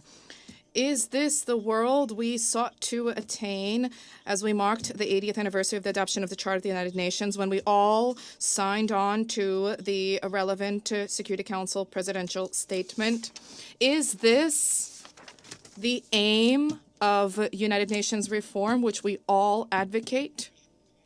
Or has the United Nations and Security Council thereof, do they no longer exist? And is there need now to seek from Washington a patent to rule, so to speak? And is it the self-determination of every person and their right to determine their future worthless? These are the questions that we all must address today. And if this response is sincere, if it is principled, then perhaps the U.S. leadership, too, which openly is asserting intention to run another country for the benefit of the United States, they will perhaps glance at their own constitution, their constitution of the United States, which begins with the words, "We the people of the United States," and will begin, in fact, to recognize the sovereignty of other states rather than deposing inconvenient regimes. Thank you. That is the most hypocritical bullshit I've ever heard. Them talking about us when what they're doing in Ukraine. And this is why people need to stop supporting Russia. They are our fucking enemy. And I hope the president is paying attention to what Russia's representative just said, because this is bullshit. This is why. And people fall into it. Regarding the United States military strikes on Venezuela. And thanks USG DiCarlo for reading out the briefing of the Secretary General Guterres. I have listened carefully to the statements of the briefers, and we welcome to this meeting the permanent representative of Venezuela and representatives of other countries. On January the 3rd, the United States blatantly launched large-scale military strikes against Venezuela, forcibly seized Venezuelan President Nicolas Maduro and his wife, and took them out of the country. It claimed that it will run Venezuela and even didn't rule out launching a second round of military operations on an even larger scale. China is deeply shocked by and strongly condemns the unilateral, illegal, and bullying acts of the U.S. For some time now, the international community has repeatedly expressed grave concern over the U.S. sanctions, blockade, and threats of force against Venezuela. The Council convened 2 emergency meetings, during which Secretary General Guterres, many Council members, and countries in the region and beyond unanimously called for abiding by the UN Charter and the international law, maintaining calm and restraint, resolving disputes peacefully, de-escalating tensions, and safeguarding regional stability. However, as a permanent member of the Council, the U.S. has disregarded the grave concerns of the international community, wantonly trampled upon Venezuela's sovereignty, security, and legitimate rights and interests, and seriously violated the principles of sovereign equality, non-interference in internal affairs, peaceful settlement of international disputes, and the prohibition of the use of force in international relations. These principles constitute the fundamental tenets of the UN Charter and form the cornerstone of maintaining international peace and security. The U.S. has placed its own power of multilateralism and military action above diplomatic efforts, posing a grave threat to peace and security in Latin America and the Caribbean, and indeed internationally. China firmly opposes this, and the international community has also expressed widespread grave concern and strong condemnation. We urge the U.S. to heed the overwhelming voice of the international community, abide by international law and the purposes and principles of the UN Charter, cease infringing upon the sovereignty and security of other countries, stop toppling the government of Venezuela, and return to the path of political solutions through dialogue and negotiations. We call on the U.S. to ensure the personal safety of President Maduro and his wife and to release them at once. We support the Council in fulfilling its primary responsibility to maintain international peace and security, and we support all efforts by the UN Secretary General, regional countries, and organizations that contribute to promoting dialogue and de-escalating the situation. President, the lessons of history are a stark warning. Military means are not the solution to problems, and the indiscriminate use of force will only lead to greater crisis. The U.S. bypassed the Council to launch military operations against Iraq, blatantly attacked Iran's nuclear facilities, and imposed economic sanctions, military strikes, and even armed occupations on multiple countries in Latin America and the Caribbean.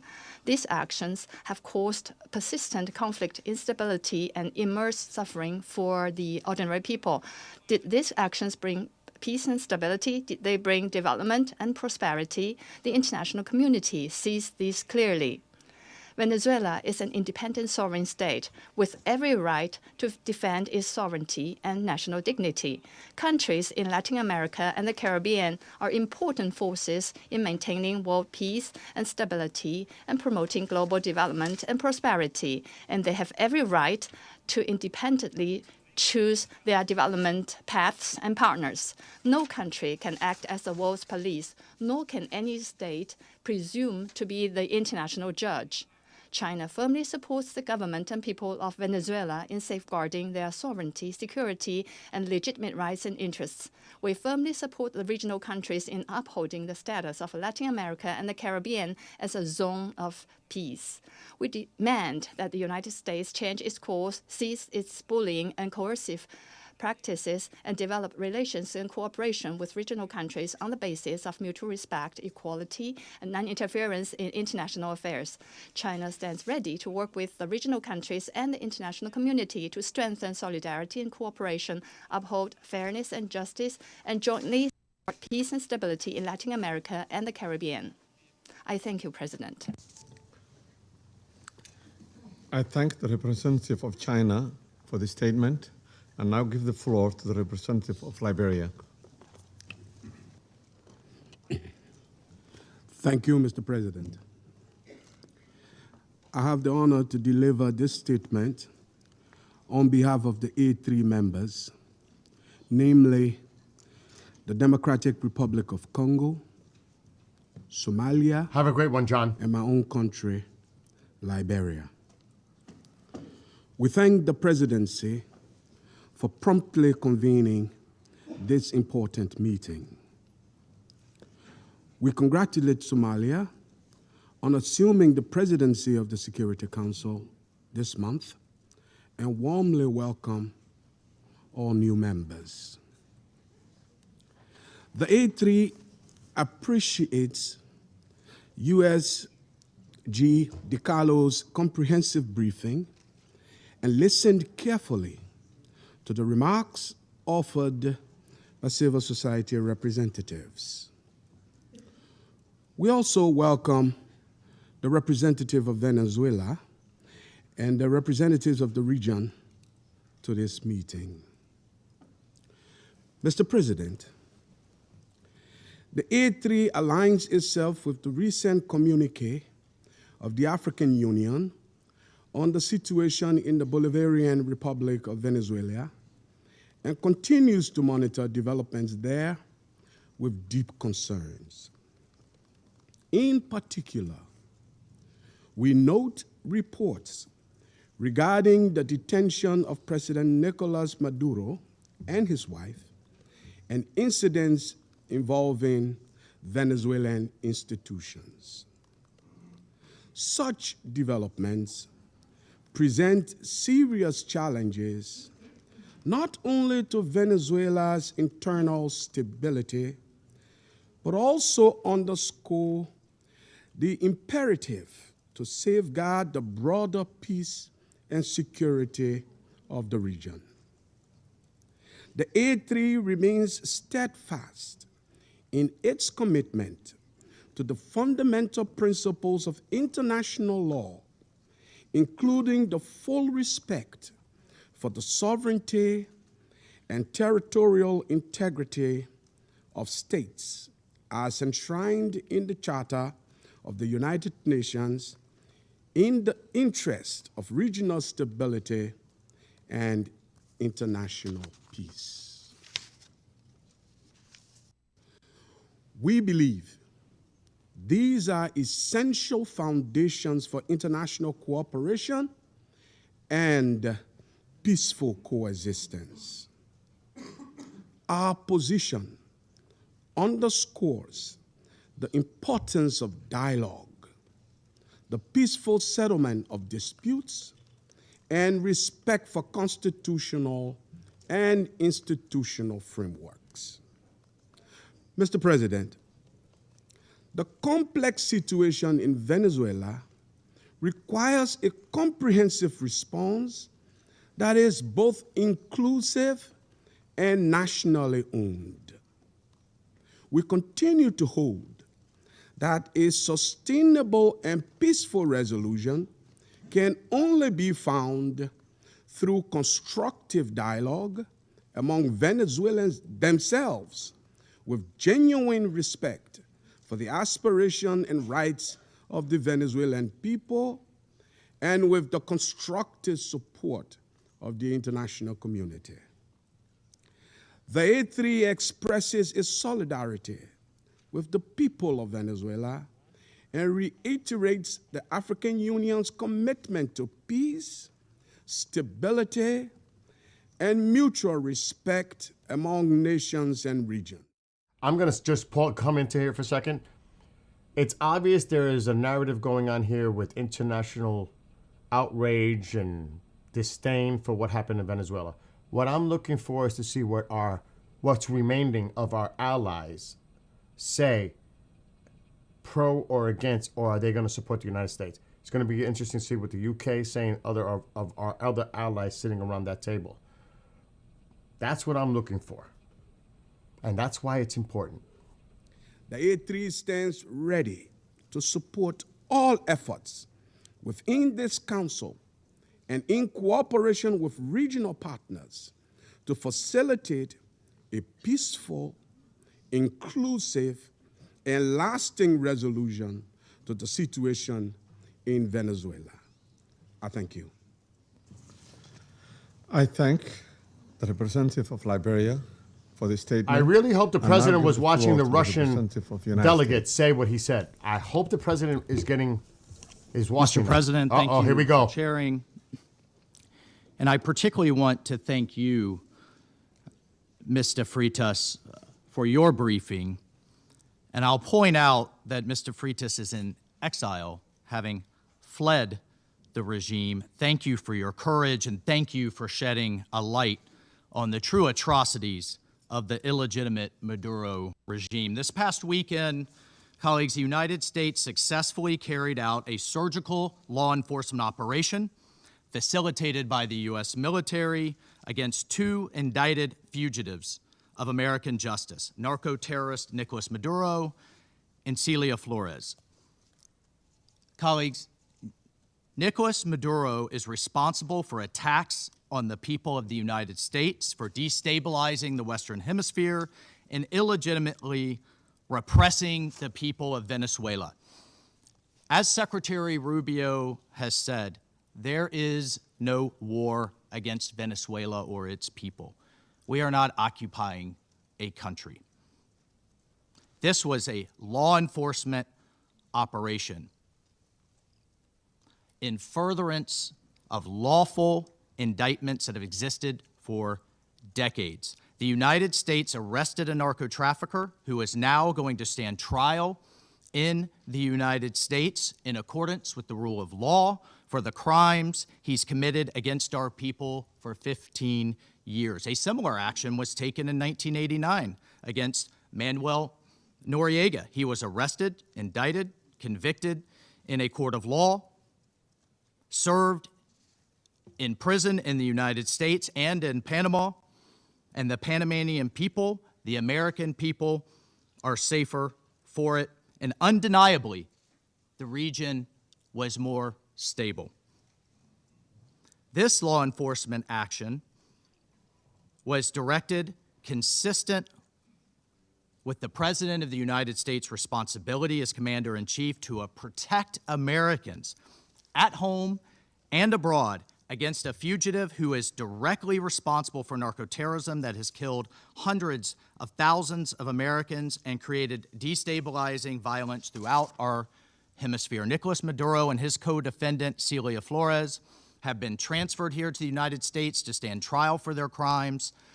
Maduro was indicted by a grand jury in the Southern District of New York and faces very serious criminal charges. Like the Honduras for his president that was involvement pardoned, by in the way. a wide-ranging conspiracy to conduct narcoterrorism, to traffic cocaine and other drugs, and conducting international weapons trafficking. The overwhelming evidence of his crimes will be presented openly in U.S. court proceedings. Colleagues, Maduro is not just an indicted drug trafficker. He was an illegitimate so-called president. He was not a head of state. For years, Maduro and his cronies have manipulated Venezuela's electoral system to maintain their illegitimate grip on power. In fact, just 2 years ago, in 2024, a UN panel of experts report found that the election in that year was absolutely and completely a farce and fell well short of the most basic transparency and integrity measures essential to upholding credible elections. If the UN and the United Nations in this body confers legitimacy on an illegitimate narco-terrorist and the same treatment in this charter of a democratically elected president or head of state, what kind of organization is this? We should note that over 50 countries, many nations, including the European Union, including a number of Latin American countries in the region, and of course the United States, again, over 50 countries rejected the legitimacy of Maduro's re-election following the disputed 2024 elections and do not recognize him as Venezuela's legitimately elected president. Maduro unlawfully refused to peacefully cede power after the Venezuelan people voted him out of office in the 2024 election. So therefore, Maduro was a fugitive from justice. He is the head of a vicious foreign terrorist organization, Cartel de los Soles. This regime-sponsored enterprise coordinates with and relies on other vicious criminal organizations, namely Tren de Aragua, again, among others, to carry out its objective of using illegal narcotics as a weapon against the United States. And for its part, Tren de Aragua is a designated foreign terrorist organization with thousands of members, many of whom have unlawfully infiltrated the United States and are conducting irregular warfare and undertaking hostile actions against the American people and against the United States. It's terrorizing criminals commit brutal crimes, including murders, kidnappings, extortions, and human, drug, and weapons trafficking. This administration, President Trump, will not stand for it. In fact, in March of 2025, President Trump declared that Tren de Aragua is quote, Tren de Aragua is undertaking hostile actions and conducting irregular warfare against the territory of the United States, both directly and at the direction, clandestine or otherwise, of the Maduro regime in Venezuela. Maduro and his cronies have partnered with some of the most violent and prolific drug traffickers and narco-terrorists in the world for decades, facilitating the flood of illegal drugs coming in the United States, estimated to be several hundred tons annually. He has become rich, incredibly wealthy, off the misery of untold numbers of Americans, Venezuelans, and others, aiding and abetting international terrorist organizations like Hezbollah, coordinating with corrupt Iranian officials, and other malign actors to influence not only the region, but to malignly influence the United States. In fact, in its own 2025 World Drug Report, the United Nations Office on Drugs and Crime identified Venezuela as a key trafficking route in the Western Hemisphere for illegal drugs, predominantly cocaine, entering the United States and increasingly Europe. As Secretary Rubio stated just yesterday, this is the Western Hemisphere. This is where we live, and we're not going to allow the Western Hemisphere to be used as a base of operation for our nation's adversaries and competitors and rivals of the United States. You can't turn Venezuela into the operating hub for Iran, for Hezbollah, for gangs, for Cuban intelligence agents, and other malign actors that control that country. You cannot continue to have the largest energy reserves in the world under the control of adversaries of the United States, under the control of illegitimate leaders, and not benefiting the people of Venezuela, and stolen by a handful of oligarchs inside of Venezuela.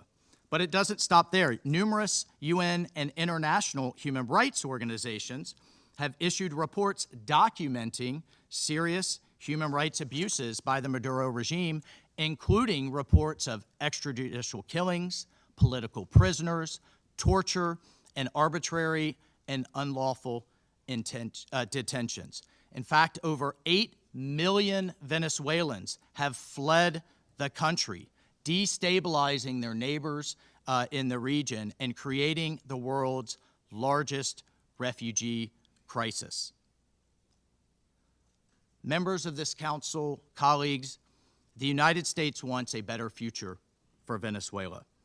We believe a better future for the people of Venezuela and for the people of the region and the world is stabilizing the region and making the neighborhood that we live in a much better and safer place. And this is why millions of Venezuelans that have fled this brutal regime are celebrating and cheering around the world as this body pontificates, including those celebrating are including in my home state of Florida, where hundreds of thousands of Venezuelans have fled this regime's brutality. I want to reiterate, President Trump gave diplomacy a chance. He offered Maduro multiple off-ramps. He tried to de-escalate. Maduro refused to take them. President Trump made it clear that the narco-terrorism must stop, and yet it continued. The United States will not waver in our actions to protect Americans from the scourge of narco-terrorism and seeks peace, liberty, and justice for the great people of Venezuela. I thank you, Mr. President. I thank the representative of the United States and now give the floor to the representative of Panama. Gracias, señor. Thank you, Mr. President. We'd like to extend a warm welcome to the representatives of Bahrain, Colombia, Liberia, Latvia, and the Democratic Republic of Congo, and who have joined the Security Council as elected members and who are joining us today in the chamber. And we congratulate Somalia on assuming the presidency of the Security Council this month. We'd like to thank Under Secretary General for Political Affairs, Rosemarie DiCarlo, for her detailed report representing Secretary General Antonio Guterres. She's briefed us on the situation under discussion today. We're also very grateful for the very valuable presentations by Mr. Jeffrey Sachs and Ms. Mercedes de Freitas. In this context, the Republic of Panama would like to refer to the situation that has taken place in the territory of the Bolivarian Republic of Venezuela, which is of concern due to its possible impact on peace and regional stability. However, in the light of the unfortunate reality of the facts that we have seen, we now need to turn our attention constructively towards the future of Venezuela. However, it's important to point out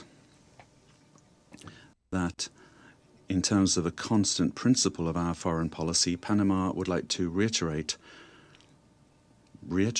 our unfailing commitment to multilateralism, to the sovereignty of states, and to the unrestricted respect for international law, especially the principles enshrined in the United Nations Charter, including non-intervention, respect for territorial integrity, and the prohibition of the use of force. This is mentioned in Article 2 of the United Nations Charter.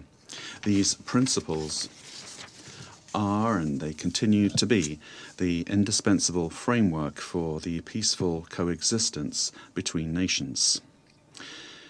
Panama also believes it's necessary to highlight that the situation Venezuela is facing is unfolding in an environment marked by the disregard for the will of its people, as well as by a sustained erosion of democratic institutions. In this regard, Panama reiterates that it does not and will not recognize the authoritarian and illegitimate regime that has held Venezuelan men and women hostage, plunged them into one of the gravest political, social, humanitarian, and security crises in our region. Unfortunately, we have witnessed how the situation has gradually deteriorated under the regime, especially over the last year, with increased systemic erosion of democracy, the hollowing out of institutions, and the rise of authoritarian and repressive practices, which have contributed to an unfortunate outcome and therefore cannot be ignored by the international community. In particular, it is essential to call for the unconditional release of persons detained for political reasons. Many of them have been deprived of their liberty merely for raising their voices in a context in which dissent is not tolerated. From this moment on, we must demand that all political prisoners that the regime continues to hold hostage, Venezuelans and foreigners alike, be released without delay. Their physical well-being and safety must be guaranteed. Likewise, freedom of expression and the unequivocal respect for human rights must be immediately ensured. Seems like Panama's got our corner context, Panama so far, underscores that its position does not stem solely from a principled democratic solidarity, but also from direct impact. A Panamanian citizen, Mr. Olmedo Núñez, remains arbitrarily detained in Venezuela without formal charges, without due process, without full access to a defense, and without effective consular It's all about guarantees. the canal, too. Added to this is the human impact of a multidimensional crisis that has forced around 9 million Venezuelans, men and women, to leave their homes, compelled to live in displacement and vulnerability as a consequence of the institutional and social collapse generated by the regime.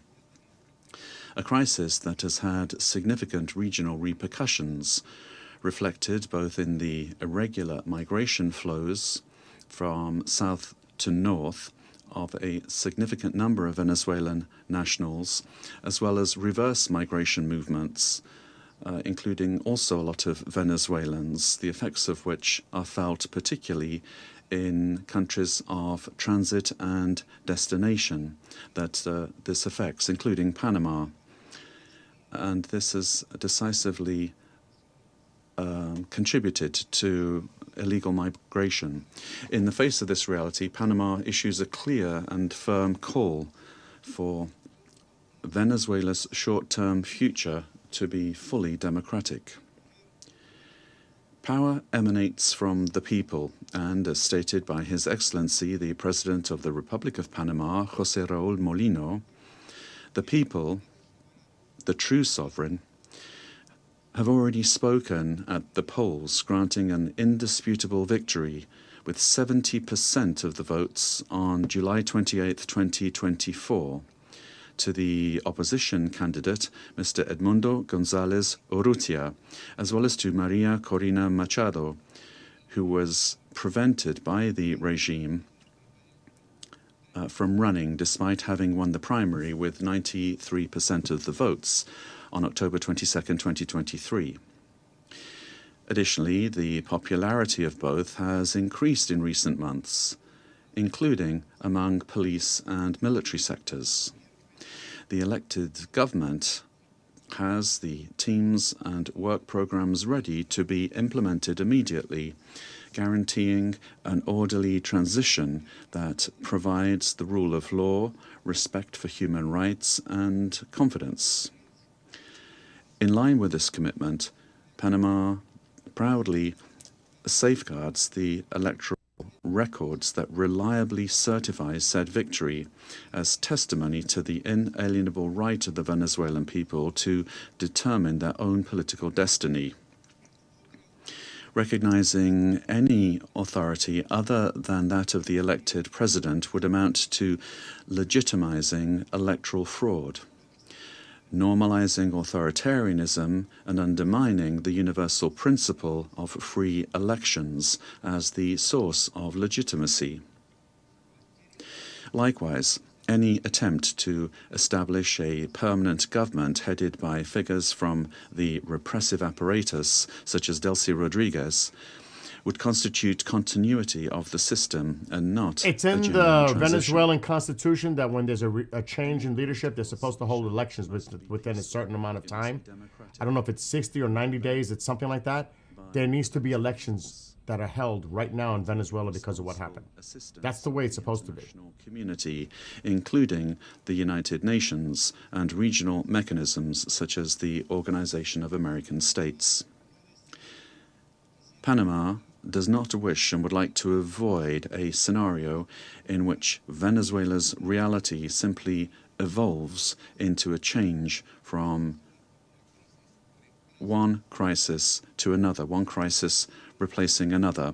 There can be no genuine transition with Madurismo if it remains, or if we have the same power structures preserved under new names. Any arrangement that keeps figures associated with the repressive apparatus at the center of governance would, in practice, constitute continuity of the system and not a real transition. Comparative experience shows that merely nominal transitions tend to prolong conflicts, intensify migratory flows, and perpetuate regional instability to the detriment of international peace and security. Panama will always stand in solidarity with an orderly and democratic transition process, anchored in the popular will already expressed at the polls on July 28, 2024, aimed at restoring democratic institutions through an interim period strictly limited in time, the sole purpose of which is to create the conditions necessary for the effective exercise of the Venezuelan people's right to self-determination. As a country that recovered its democracy and sovereignty, Panama can state clearly that there can be no peace without legitimacy, nor legitimacy without democracy, and that every democracy is ultimately based on respect for the popular will.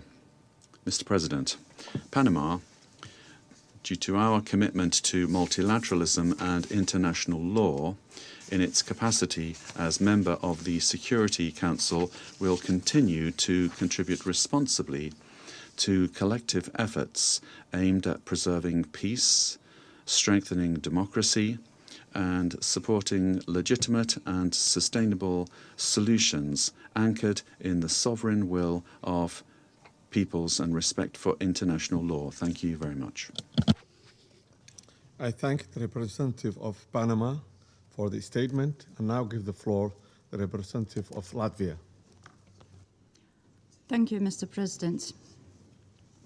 At the outset, I would like to congratulate Somalia on assuming the presidency of the United Nations Security Council in January, and wish you all success.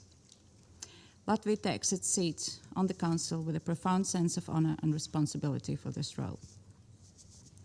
And let me thank Under-Secretary General Rosemary DiCarlo for today's briefing on behalf of the Secretary General, and I thank the invited briefers. The Security Council bears primary responsibility for the global efforts to uphold peace, security, and rule of law worldwide. Latvia recalls that under all circumstances, the principles of international law and the UN Charter must be upheld. All efforts now focus on ensuring de-escalation and stability in Venezuela based on inclusive dialogue and broad societal support. Latvia encourages all relevant actors to prioritize diplomatic efforts and work collectively towards a peaceful, democratic, and sustainable future for Venezuela.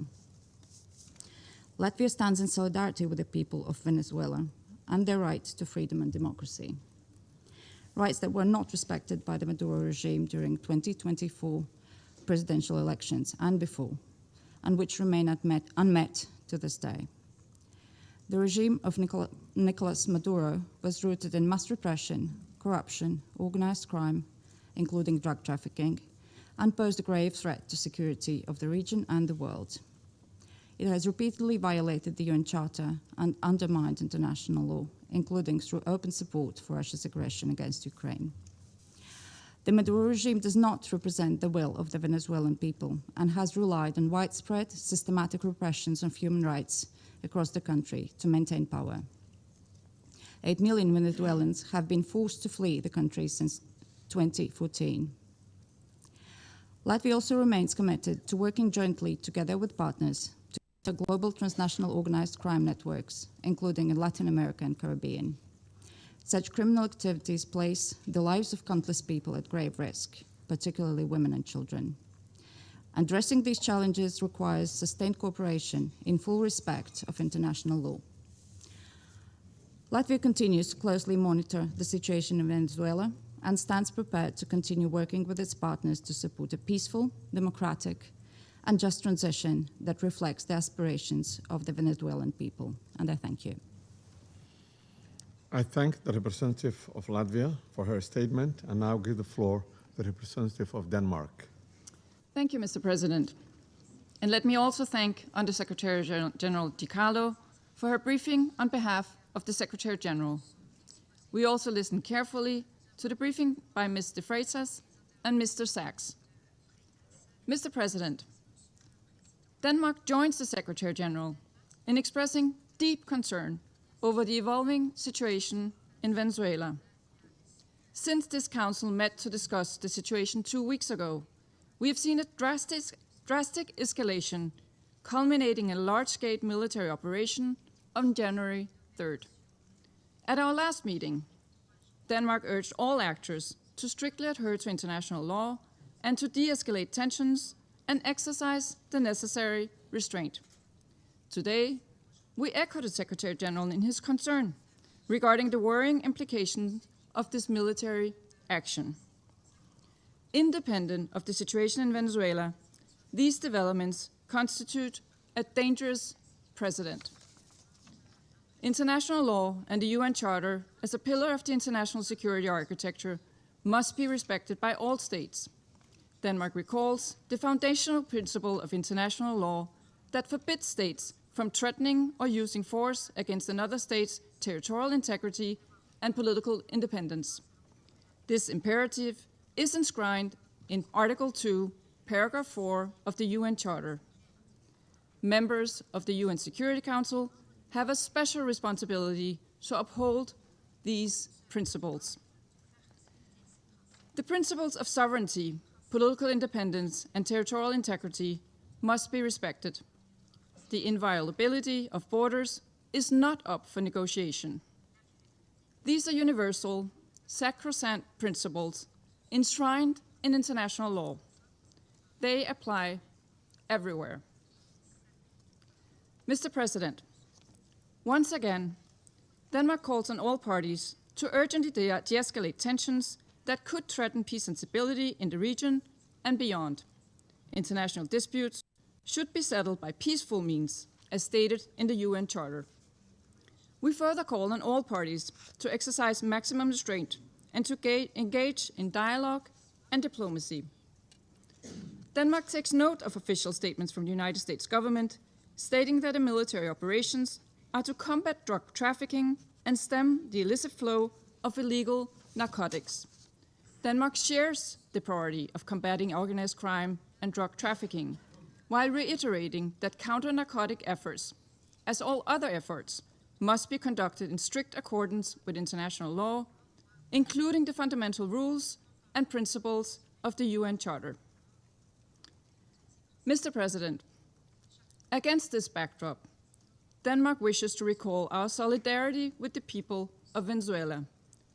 Denmark does not recognize Nicolas Maduro as the legitimate president of Venezuela following the lack of transparency and integrity in the 2024 presidential elections, which failed to meet basic democratic standards. In Maduro's attempts to cling to power, his authoritarian regime grew increasingly oppressive. His regime bears responsibility for widespread and systematic violations of human rights against his fellow citizens, and he should be held accountable. The victims of the Maduro regime's alleged crimes against humanity have to be heard. The Venezuelan people have a right to democracy and self-determination exercised through peaceful, inclusive, and credible democratic processes, free from fear of political persecution, intimidation, or repression, and external political interference. This includes the rights of Venezuelans alone to determine their political, economic, and social future without coercion, pressure, or manipulation by external actors. No state should seek to influence political outcomes in Venezuela through the use or threat of force or through other means inconsistent with international law. Venezuela's future can be decided only by the Venezuelans. We call on all parties and stakeholders to come together for a negotiated and peaceful transition to democratic rule in a process led by and owned by Venezuelans. At this critical and uncertain time, it is imperative that all parties fully respect human rights and international law. Denmark remains committed to supporting Venezuela and the aspirations of its people on its path to lasting political stability. I thank you. I thank the representative of Denmark for her statement and now give the floor to the representative of the United Kingdom. Thank you, President. I congratulate Somalia on the assumption of the presidency of the Council for the month of January. And I thank our briefers for their remarks. Colleagues, the Venezuelan people have suffered for years. This Council now meets at a pivotal moment for Venezuela's future. Maduro's actions created extreme levels of poverty, violent repression, and failing basic services. His regime's rule precipitated a displacement crisis affecting the whole region. The United Kingdom has long been clear that Maduro's claim to power was fraudulent. To date, Venezuela's National Electoral Council has failed to publish the full results of the July 2024 presidential elections, and independent domestic and international reports also observed significant irregularities and a lack of transparency. President, the United Kingdom wants to see a safe and peaceful transition to a legitimate government that reflects the will of the Venezuelan people. They deserve a government which reflects their vote at the ballot box and delivers a more stable, prosperous future for all Venezuelans. Finally, President, the United Kingdom reaffirms its commitment to international law and the principles enshrined in the Charter of the United Nations. These foundations are essential for maintaining global peace, security, and the rule of law. I thank you. That's it from the UK. Representative That's of the United it. Kingdom for his statement, and now give the floor to the representative of France. Merci, Monsieur le Président. Thank you, Mr. President. First and foremost, I wish to congratulate you upon your presidency of the Security Council during the month of January. I also wish to thank Madam Rosemary DiCarlo for having conveyed to us the information from the Secretary General of the United Nations on the recent developments which have taken place in Venezuela. Mr. President, France has continued to stand in solidarity with the Venezuelan people as they face the crisis that has been plaguing them for far too many years. Specifically, and in particular, since the summer of 2024, on the 20th of July, 2024, the Venezuelan people exercised their right to vote peacefully in order to shape the future of their country. Their right to choose their leaders, nonetheless, has been stripped away from the people by Nicolas Maduro. Must we recall the facts? The electoral process has been was marred by numerous irregularities, and the final counting of votes was marred by a flagrant lack of transparency. In light of the democratic aspirations of the Venezuelan people, Nicolas Maduro has systematically responded with the repression of dissident voices, of members of the opposition, and of civil society, as well as with numerous arbitrary detentions. France has always expressed itself with clarity about the fact that these practices are unacceptable and that respect for human rights must be upheld. Mr. President, the military operation which has led to the capture of Nicolas Maduro runs counter to the principle of peaceful dispute resolution and runs counter to the principle of non-use of force. The proliferation of violations of the Charter of the United Nations and of violations of international law by states vested with responsibility as permanent members of the Security Council chips away at the very foundation of the international order. Contravening the principles of the Charter, including the principle of respect for independence and the territorial integrity of states, undermines the foundation of the United Nations and weakens international peace and security. France remains faithful and committed to respect for the Charter of the United Nations and of the principle of peaceful dispute resolution. We have an obligation to uphold these principles at all times and in all places. Respect for these principles is indispensable. Mr. President, France wishes to reiterate our commitment to respect for the will of the Venezuelan people.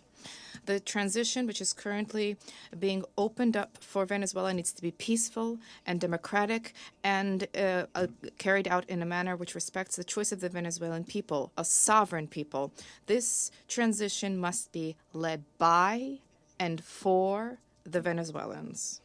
France stands ready, alongside states in the region and our partners at the European Union, to uphold dialogue with a view to the restoration of the free, democratic expression in Venezuela. We stand ready to support regional stability.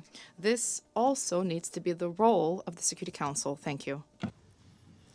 I thank the representative of France for the statement, and now give the floor to the representative of Bahrain. سيد الرئيس أود بداية Mr. President, I wish to take this opportunity to congratulate first and foremost the Federal Republic of Somalia on its presidency of the Security Council during this month of January. We wish you every success. We also wish to take this opportunity to thank delegations whose mandate at the Council ended, namely Algeria, Guyana, the Republic of Korea, Sierra Leone, as well as Slovenia. We wish to thank them for their significant contributions to the attainment of the goals and the mission of the Council. I also wish to thank Madam Rosemary DiCarlo, Undersecretary General for Political and Peace-Building Affairs, for her valuable briefing related to the latest developments which have taken place at in the Bolivarian Republic of Venezuela, and I wish to thank other briefers as well. We appreciate the reaffirmation by His Excellency the Secretary General of the United Nations, reaffirmation of the commitment to the fundamental principles of the Charter of the United Nations, a commitment to the peaceful diplomatic resolution of disputes. The Kingdom of Bahrain supports the call of the Secretary General for all stakeholders in Venezuela to engage in inclusive dialogue which guarantees respect for international law, and this in order to ease tensions, to preserve regional stability, and to avoid any potential adverse repercussions for security and stability in the region. The Kingdom of Bahrain also extends its support for efforts undertaken at the regional and international levels in order to reduce tensions and to enhance diplomatic means in order to provide for international peace and security. The Kingdom stresses the importance of the promotion of international cooperation in order to support all regional and international efforts which are geared towards combating international organized crime, trafficking in drugs, as well as scourges which are related to this. This undermines the stability of societies, undermines achievement of sustainable development. Therefore, these issues need to be dealt with in accordance with international relevant conventions. By way of conclusion, the Kingdom of Bahrain reaffirms our support for regional and international efforts to achieve a political, lasting solution in the Bolivarian Republic of Venezuela. This needs to be achieved through regional cooperation and with respect for national sovereignty. The goal is to provide for security and stability in Venezuela, to avoid risks of conflict and division, to protect civil peace, and to contribute to the preservation of regional security and stability, as well as international peace and security. Thank you, Mr. President. I thank the representative of Bahrain for the statement and now give the floor to the representative of Pakistan. Thank you, Mr. President. Allow me to begin by congratulating Somalia on its assumption of the presidency for this month and assuring you of my delegation's full support and cooperation. We welcome the new members joining the Council. I thank Undersecretary General Rosemary DiCarlo for reading out the remarks of the Secretary General and the valuable briefing. We also take note of views shared by Mr. Jeffrey Sachs and Ms. Mercedes de Freitas. I welcome the participation of the permanent representative of Venezuela alongside the representatives of other countries from the region and beyond in the meeting. Mr. President, Pakistan views the recent developments in Venezuela with profound concern. In a world already beset by multiple crises, escalating tensions and instability in the Caribbean do not augur well for regional and international peace and security. The UN Charter enjoins us to refrain from the threat or use of force against the territorial integrity or political independence of any state. The UN Charter also binds member states to sovereign equality, non-interference in the internal affairs of others, and settlement of international disputes by peaceful means. Unilateral military action contravenes these sacrosanct principles and the doctrine of sovereign immunity. Such actions set dangerous precedents that risk eroding the foundations of the global legal framework. They also fuel instability, which, as history has shown time and again, can lead to unpredictable and uncontrollable outcomes for years to come. Mr. President, at this critical juncture, the path forward must be one of dialogue and diplomacy. Durable solutions to political differences can only be found through peaceful means, with full respect for the will of the Venezuelan people, free from any external interference. We hope that Latin American and the Caribbean region, as a zone of peace, will remain free from conflict and confrontation and continue its march towards enhanced regional cooperation and improved prosperity for the people. We urge all parties to exercise maximum restraint, de-escalate tensions, pursue peaceful coexistence, refrain from any actions that could exacerbate the volatile situation, and engage in dialogue, including by utilizing the sincere offers of mediation. The good offices of the Secretary General also always remain available for that purpose. Lastly, Mr. President, I affirm Pakistan's commitment to contributing constructively to the discharge of the Security Council's primary responsibility for addressing the threat to international peace and security by diffusing tensions, promoting Pacific settlement, and upholding respect for international law and the UN Charter. Peace and stability of Venezuela and the welfare and prosperity of its people, with full ownership, must be the overriding objective of all efforts. I thank you. I thank the representative of Pakistan for the statement and now give the floor to the representative of Greece. Thank you, Mr. President. At the outset, I would like to congratulate Somalia for assuming the presidency of the Council for the month of January, and I would like to welcome the newly elected members joining the Council. I would also like to thank USG DiCarlo for her briefing on behalf of the Secretary General, as well as Mr. Sachs and Ms. De Freitas for their remarks. Mr. President, Greece is closely monitoring developments in Venezuela. We urge all actors to exercise maximum restraint and to refrain from actions that would deepen the crisis and undermine prospects for peace and stability. Greece reiterates that the Charter of the United Nations and international law, including human rights law, must always be respected. We also recall the obligation of all parties to protect civilians, especially in times of heightened tensions. Greece shares the priority of combating transnational organized crime and drug trafficking, which pose a significant security threat worldwide. We reiterate that these challenges should be addressed through sustained cooperation in full respect of international law. Mr. President, Greece firmly believes that dialogue and diplomacy are the only viable tools for a peaceful transition and a sustainable resolution of the crisis. We join the Secretary General in encouraging all actors in Venezuela to engage in inclusive and meaningful dialogue in full respect of human rights, democratic principles, and the rule of law.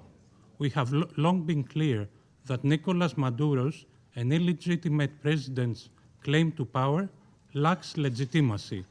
Greece has not recognized the results of the rigged elections of July 28, 2024, and has always supported initiatives aimed at achieving a democratic solution for Venezuela.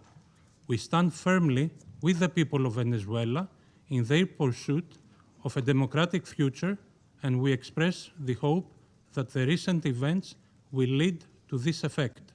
The voices of all Venezuelans need to be heard, and they deserve governance that reflects their will through peaceful and inclusive processes.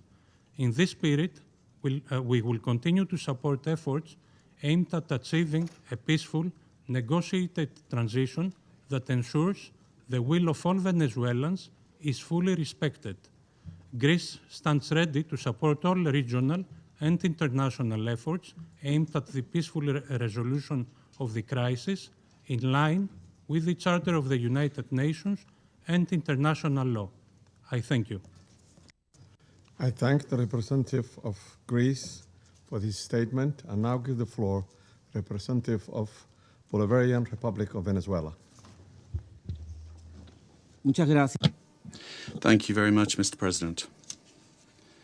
Before coming to the substance of our statement today, I think we need to make an institutional clarification. We note with concern that an attempt is being made to present to the Security Council a supposed representative of civil society, a person whose public career trajectory bears the hallmarks of sustained funding from foreign governments and transnational corporations. This has been the case for years, as well as participation in processes of political destabilization and the promotion of institutional breakdown in her own country.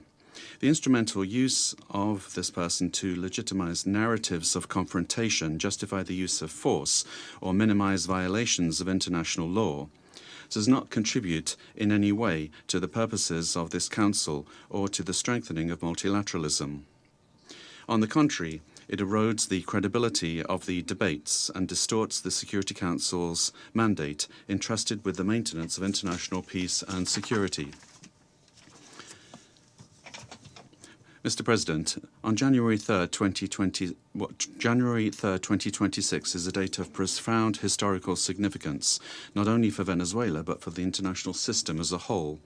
On that day, the Bolivarian Republic of Venezuela was the target of an illegitimate armed attack lacking any legal justification by the government of the United States of America, which included bombing of our territory, the loss of civilian and military lives, the destruction of civilian infrastructure, essential infrastructure, and the kidnapping of the constitutional president of the Republic, Nicolas Maduro Moras, and the First Lady Cilia Flores. Venezuela comes before this Council today with a deep conviction that international peace can only be sustained if international law is respected without exception, without double standards, and without selective interpretations.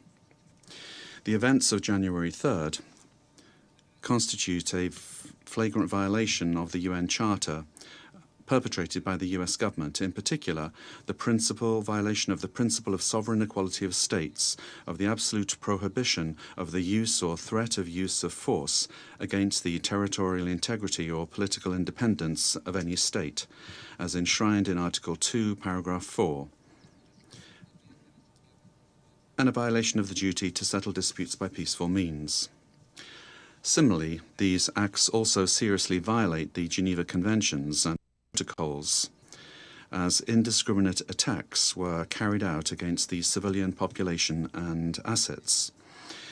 International human rights law has also been violated, particularly the right to life, personal integrity, and security. Of particular seriousness is the kidnapping of the President of the Republic by the government of the United States of America, which constitutes a direct violation of an essential norm of the international legal order, namely the personal immunity of heads of state in office. This immunity is not an individual privilege. It is an institutional guarantee that protects the sovereignty of states and the stability of the international system. Its disregard not only affects Venezuela, but also sets an extremely dangerous precedent for all states represented in this chamber, regardless of their size, power, or alliances. Mr. President, General Assembly Resolution 3314 clearly defines as an act of aggression the bombing of the territory of one state by the armed forces of another state, as well as the invasion or occupation, even without formal annexation. The events we are denouncing here unequivocally fit this definition. In 2004, the International Court of Justice affirmed that occupation exists when a state exercises effective control, even without formal annexation or the continuous presence of troops. Security Council Resolution 242, for its part, emphasizes that the acquisition of territory by force is inadmissible, while General Assembly Resolution 2625 establishes that the territory of a state shall not be subject to military occupation as a result of the use of force in contravention of the UN Charter. Allowing such acts to go without an effective answer would amount to normalizing the replacement of law by might, while eroding the very foundations of the collective security system. Today, it is not only Venezuela's sovereignty that is at stake, the credibility of international law, the authority of this organization, and the validity of the principle that no state can set itself up as the judge, party, and executor of the world order are also at stake. Mr. President, we cannot ignore a central element of this U.S. aggression. Venezuela is the victim of these attacks because of its natural resources. Our country's oil, energy, strategic resources, and geopolitical position have historically been factors of greed and external pressure. When force is used to control resources, impose governments, or redesign states, we are faced with a logic that harks back to the worst practices of colonialism and neocolonialism. Accepting such a logic would mean to open the door to a deeply unstable world in which countries with greater military capacities can decide by force the political and economic destinies of other states. This scenario not only threatens Venezuela, it threatens international peace and security as a whole. If the kidnapping of a head of state, the bombing of a sovereign country, and the open threat of further armed action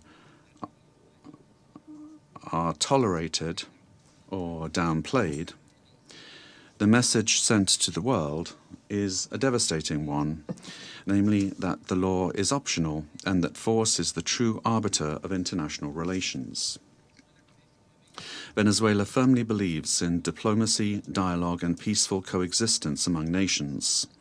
That has always been our historical position, and it remains so today, even in the face of an aggression of this magnitude. It is precisely that commitment to peace, the one that was violated on the 3rd of January.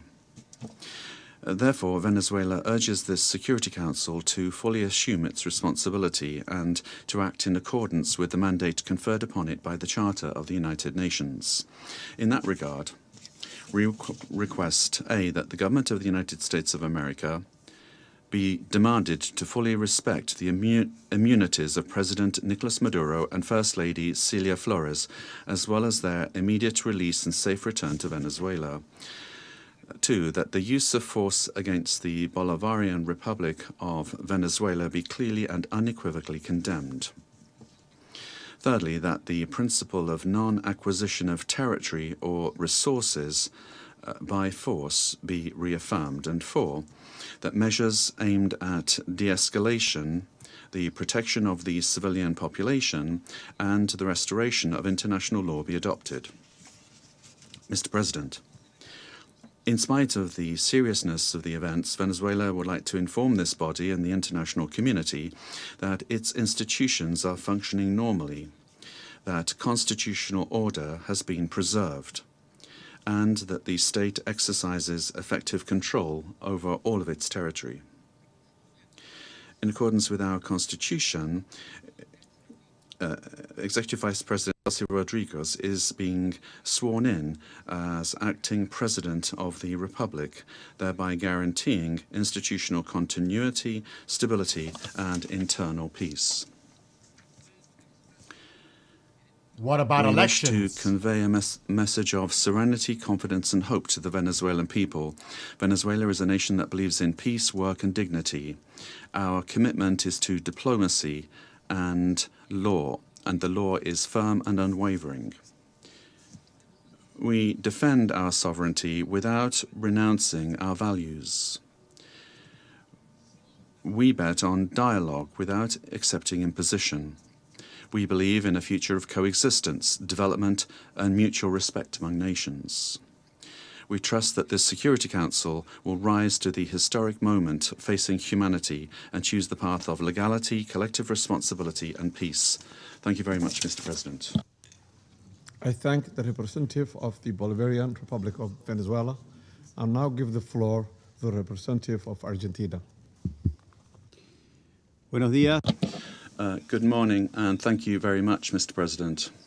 Mr. President, The government of the Argentine Republic values the decision and determination demonstrated by the President of the United States of America and by his government in the recent actions taken in Venezuela that resulted in the capture of the dictator Nicolas Maduro, leader of the Cartel of the Suns, declared a terrorist organization by Argentina in 2025, the same year in which Argentina also declared the Tren de Aragua a terrorist organization.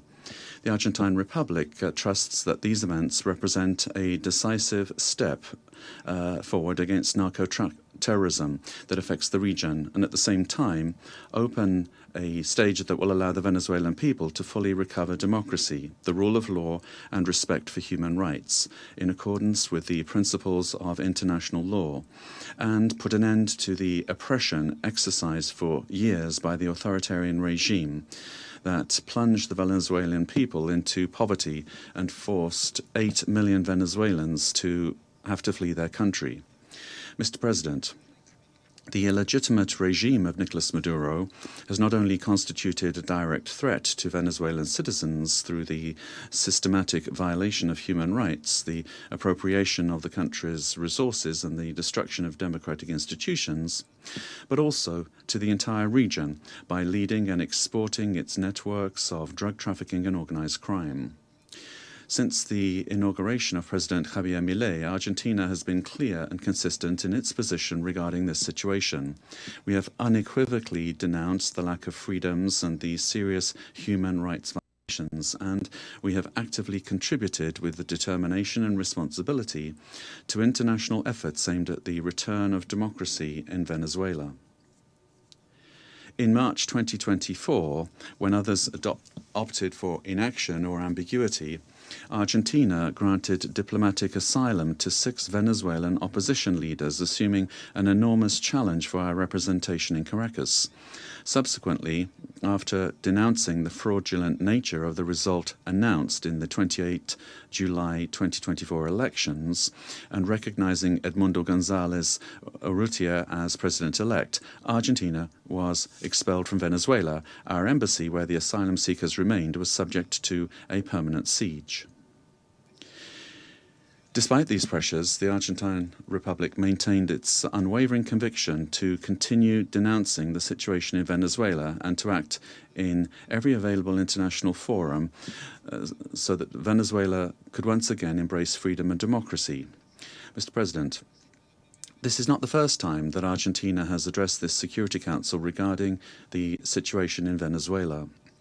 On the 23rd of December last, we expressed our deep concern over institutional and humanitarian deteriorating situation, noting the effects of the illegitimate regime of Nicolas Maduro transcended the domestic sphere and negatively affected regional stability, constituting a concrete threat to hemispheric security. In the same vein, President Milei stated at the Mercosur summit that Argentina welcomed the pressure from the United States aimed at freeing the Venezuelan people. Today, the international community faces a new scenario that poses a dual challenge: to support a genuine democratic transition in Venezuela and to contribute to the lasting restoration of peace and security in our region. Faced with both challenges, the Argentine Republic stands ready and willing to cooperate. We reaffirm our firm commitment to the full restoration of institutional normalcy and the rule of law in Venezuela, always safeguarding the freedom, human dignity, and prosperity of the brotherly Venezuelan people, as well as our determination to continue fighting against the scourge of narco-terrorism and those who contribute to its financing. The process that begins today requires the firm and coordinated commitment of all those countries that have accompanied the Venezuelan people in their long struggle, so that Venezuela can leave behind more than 2 decades of political, humanitarian, and social crisis, and can finally be reunited with freedom, democracy, respect for human rights, and economic prosperity. Mr. President, finally, the Argentine Republic requests the authorities responsible for administering the transition in Venezuela contribute to the immediate release of the Argentine citizen Nahuel Gallo, who has been in a situation of enforced disappearance. All right, I'm going to cut in.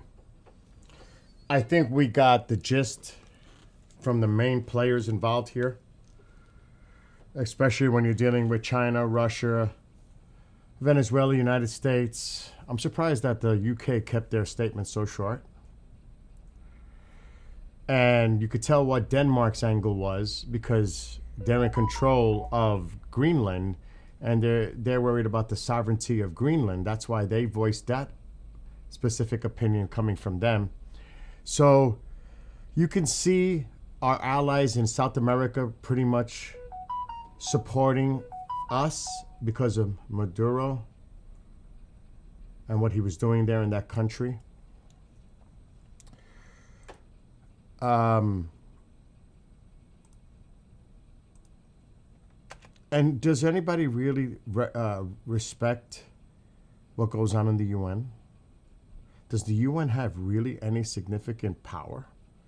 It's a paper tiger, in my opinion.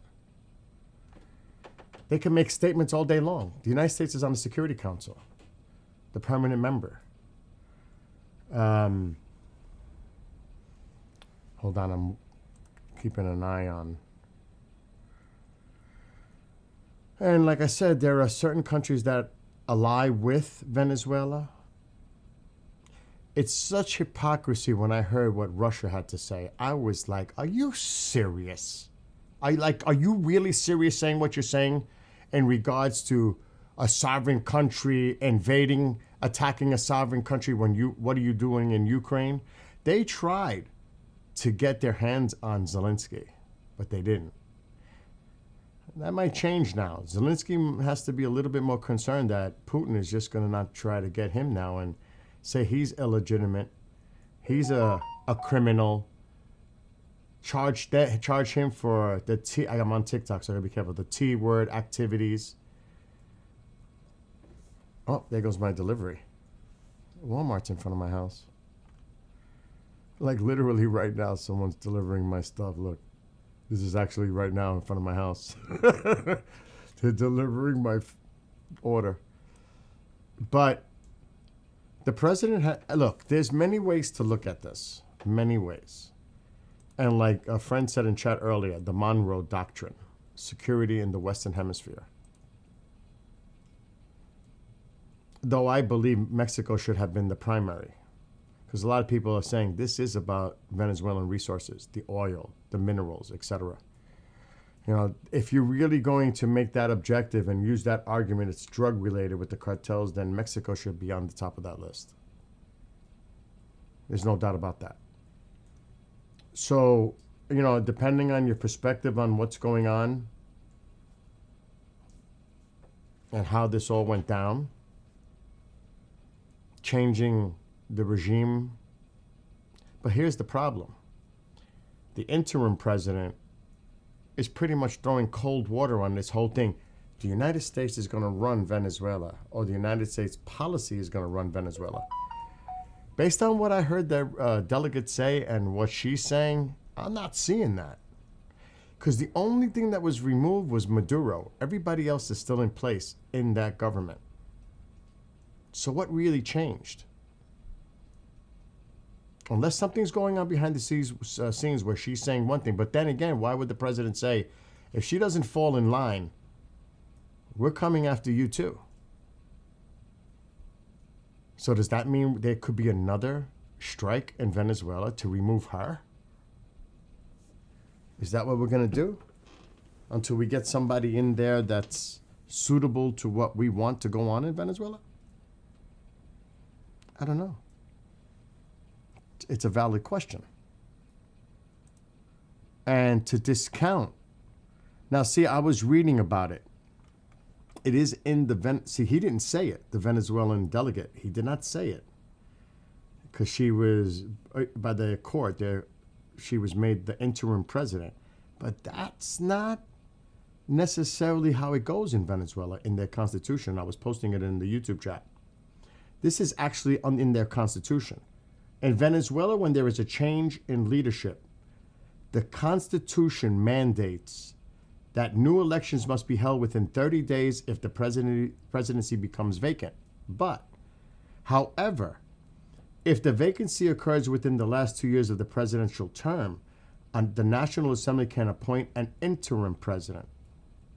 And in that case, until elections are held, which must occur within 60 to 90 days, depending on the circumstances. Now that opens up a whole rabbit hole there, but they're supposed to hold elections now. And who's going to monitor those elections, like Jim said? Who's going to be the one to monitor to make sure that it's an election that isn't considered to be rigged? So there's a lot of questions here on how this moves forward.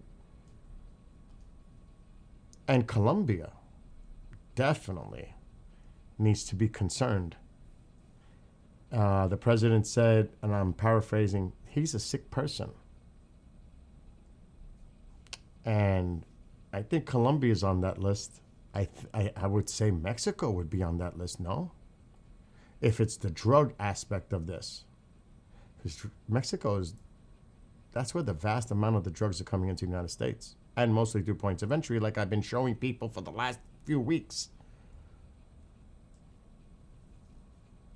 So this is, and like I said, to hear Russia say what they said, I hope the president was watching and heard what the Russian delegate said. This is the person you're trying to create peace with in the Ukraine, yet they just totally threw us against the wall and said, you're this, you're that.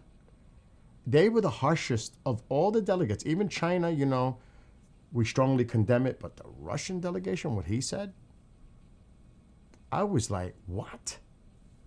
This is absurd. This is so hypocritical, considering what you want to do with your old Soviet bloc and try to take it back piece by piece, and doing what they're doing in Ukraine, and who knows what else is on their radar. I mean, really? You're going to throw that to us and say what we're doing? That was such hypocrisy. I was like, I couldn't believe what I was hearing from the Russian delegate. And I hope the president is paying attention. I mean, that was so blatant what that delegate said. I was like, oh, really? Really?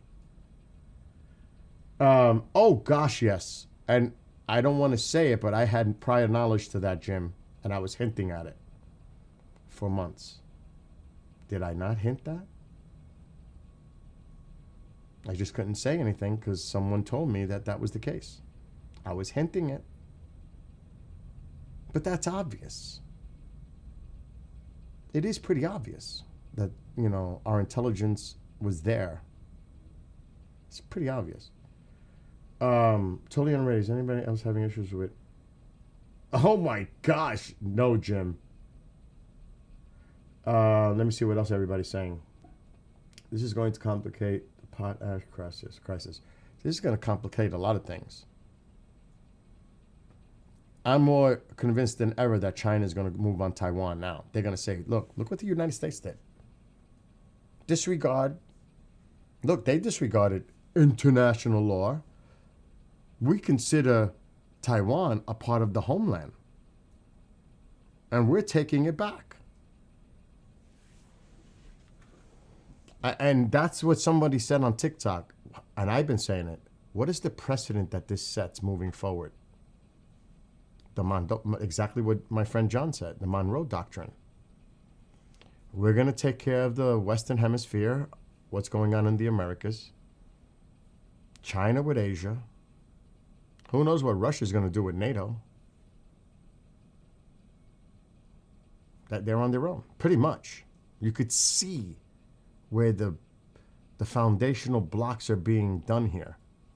Because, you know, pretty much Europe is on their own. They're on their own. I don't know, like with this whole NATO alliance thing, yes, it's going to be an international upheaval. You can see what the big powers are doing here.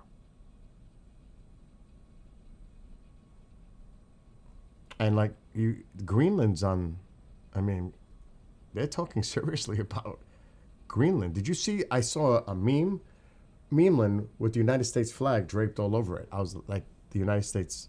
I was like, whoa, we're gonna move on Greenland? Oh no, not now. Maybe in 2 months. Oh no, talk to me about that in 20 days. He said that yesterday. Ask me in 2 months, or in 20 days. I was like, whoa, we're gonna move in on Greenland? Like that? That's what it seems. That's why the Danish delegate said what she said. And that's why today there was a statement from the Prime Minister in UK airing their support for Denmark and Greenland. So, and yes, there's a fine line about the Iranian, Russian, and China influence in South America. We don't want that shit in our backyard. We have to create a stability here in our area, our neck of the woods, obviously. But this is a tricky situation here. Because like I said, this is complicated. You could look at this from so many different angles and perspectives. It's not simple. Because there's a lot going on here. Cuba may fall.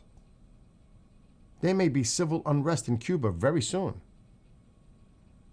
Similar to what's going on in Iran due to the economic woes of the people.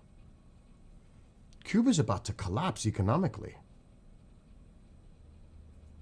And is that all part of the grand plan? He was asked that question yesterday. Are you going to move into Cuba? Oh, we may not have to do a thing. We may just have, it might just happen on its own. That's what they're betting on. So like I said, there's a lot here going on. A lot. A lot of actions being taken, not only in our country, but globally, have to do with procuring what is needed for AI. It's very possible. Especially when you're talking about the rare earth and other things involved in the resources needed for AI. Yeah, that is definitely, see, again, that's another part of it makes it complicated. This is not, there's more to this than we all realize. This is a global, complicated situation going on here.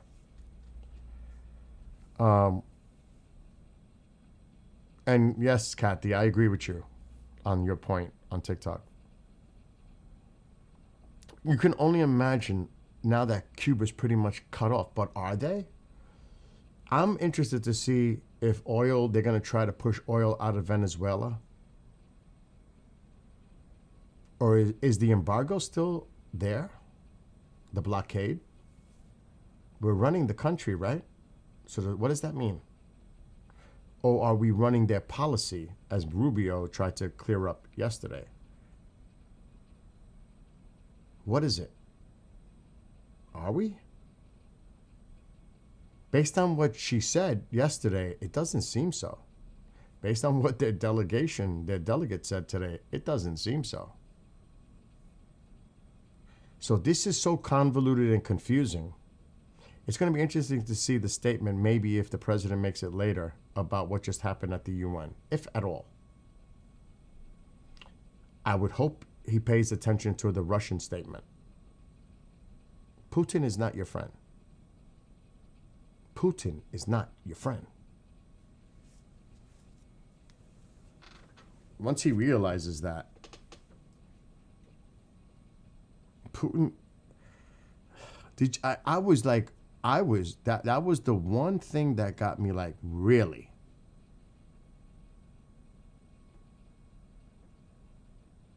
If he actually literally hears word for word what the Russian delegate said about the United States today, just now, a little while ago.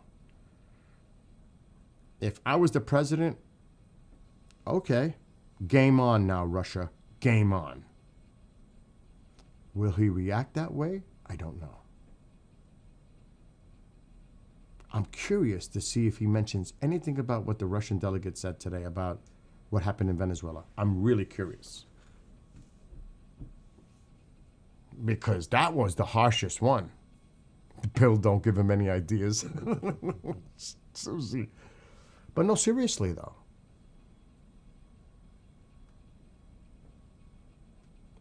I mean, I wish I have it on. Obviously, we can go back and listen to it, what the Russian delegate said. I was like, wow. The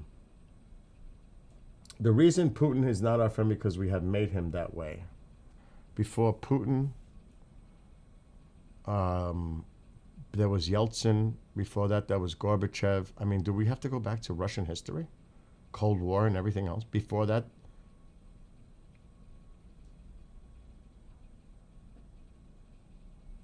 the reason Putin is not our friend because we have made him that way?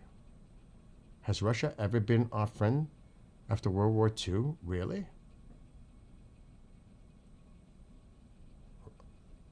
That's news to me.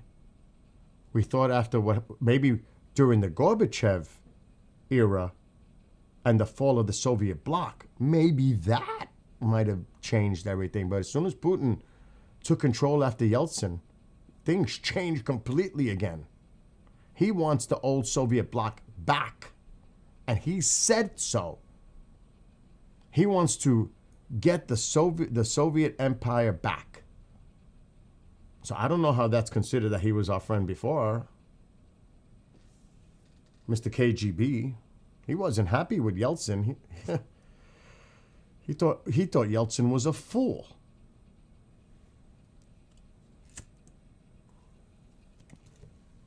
So I don't know about that, Jim. Because we made him that way. That's again, and there's responsibility for multiple administrations here. This is not a Democrat, Republican thing because they all have a hand in it. All of them. When he said that statement, I went to look that up because there was a lot said that I would like to see the evidence and the facts behind what was just said. With the Obama statement from 2015 on Venezuela. And going back to Bush, there was a lot said there. 70 attempts undermining, creating regime change. 70 since 47? There was a lot said today that I need to do some research and backtrack and see some of this information. Yeah, I think we should do that. We should go back and hear what the Russian... You're right, because a lot of people didn't hear it. I think that's a good idea, actually, what the Russian rep said. I was like, it got me pissed. It did. I was like sitting here squirming about, this guy has the nerve to say this? And second, we wish to welcome the newly elected members of the Security Council. The beginning of this new year shocked all of those throughout the world who cherish the hope that respect for international law and non-intervention in domestic affairs of Coming other from states, Russia?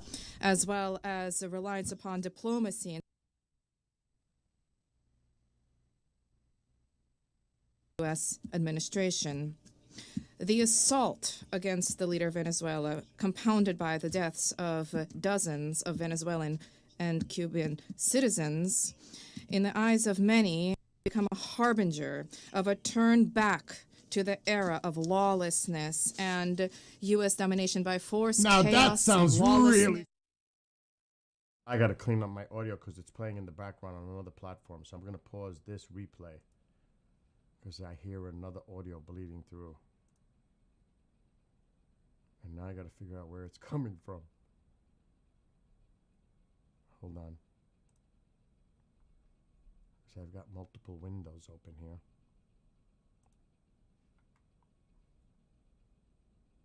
I think that's just my audio when I was responding. I think that's part of the audio when I was listening to it and I said that. Let me try it again. It could simply be that. There is no and can be no justification for the crimes cynically perpetrated by the United States in Caracas. We firmly condemn the U.S. act of armed aggression against Venezuela in breach of all international legal norms. In connection with the confirmed reports about the presence of the abducted president of Venezuela, Nicolas Maduro, and his spouse in the United States, today, as we are aware, they are in New York, we call upon, corrects the Speaker, the U.S. leadership to immediately release the legitimately elected president of an independent state and his spouse. Any problems existing or conflict between the United States and Venezuela need to be resolved through dialogue. And this is precisely what is enshrined in the UN Charter, the purposes and the principles of which a number of states in recent years have begun to apply selectively, depending upon the political landscape. Today, we are reaping the consequences of their recklessness and selectivity in matters related to respect for the norms of international law, which were linked to the so-called rules-based world order. Here is your rules-based world order in all of its glory, which is horrifying even the staunchest Atlanticists. Mr. President, we extend our firm solidarity with the people of Venezuela in the face of the external aggression. We firmly And what about Ukraine? completely support the policy What of the hypocrisy? Bolivarian This government, is which is such geared towards protection of garbage. their national interests and the sovereignty of the country. Washington's aggressive acts have already been condemned by many states and multilateral associations, including the Non-Aligned Movement, the African Union, as well as a group of friends in defense of the Charter of the United Nations. We hope that the international banditry will immediately be met with objective and comprehensive assessment at the international legal level with United Nations, universal mechanisms, and other multilateral formats being brought to bear.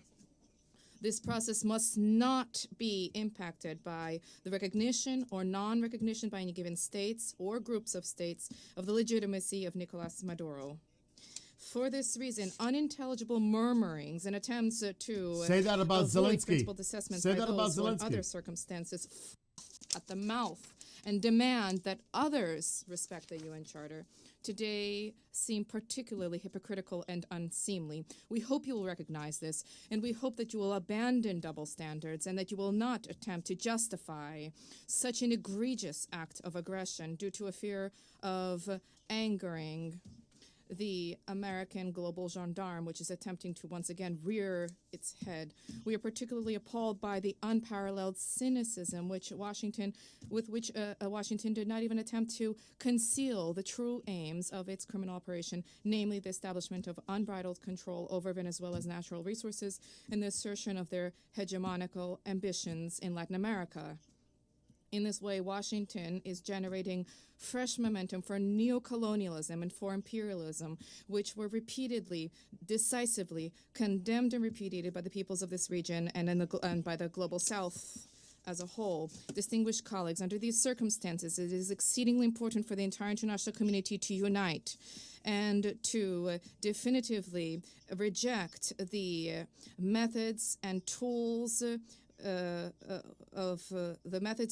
of U.S. military foreign policy, which have been demonstrated in the case of Venezuela. This is the only way it is possible to compel Washington to revisit and to abandon their dangerous misconceptions. As we stated during previous meetings on Venezuela, the bell now tolls across the region, ringing for every country of the Western Hemisphere.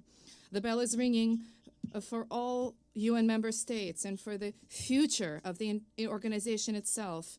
Failing to hear this call today is tantamount to projecting cowardice and a lack of principle, essentially blessing ongoing encroachments of international law and rejecting civilized international conduct as a whole. We cannot allow the United States to proclaim itself as some kind of a supreme judge which alone bears the right to invade any country, to label culprits, to hand down and to enforce punishments, irrespective of notions of international law, sovereignty, and non-intervention. Is this the world we sought to attain as we marked the 80th anniversary of the adoption of the Charter of the United Nations, when we all signed on to the relevant Security Council presidential statement? Is this the aim of United Nations reform, which we all advocate? Or has the United Nations and Security Council thereof, do they no longer exist? And is there need now to seek from Washington a patent rule, so to speak? And is the self-determination of every person's and their right to determine their future worthless? These are the questions that we all must address today. And if this response is sincere, if it is principled, then perhaps the U.S. leadership too, which openly is asserting intention to run another country for the benefit of the United States, they will perhaps glance at their own constitution, their constitution of the United States, which begins with the words, "We the people of the United States," and will begin, in fact, to recognize the sovereignty of other states rather than deposing inconvenient regimes. Thank you. That is such hypocrisy bullshit like I've never heard. They have the gall to say that? Criminal activities of the United States, international law, sovereign country, when what they did to Ukraine? Really? You know what this is about, right? If the United States were somehow and some way now going to flip again and say we're going to support Ukraine with military weapons, they're going to say, see, here's the United States again, doing it again. Now they're doing it here. They're going to use it. They're going to use it. Here goes the United States trying to flex their military muscle to influence a region, blah, blah, blah. This is all a setup by the Russians. This is a fucking setup.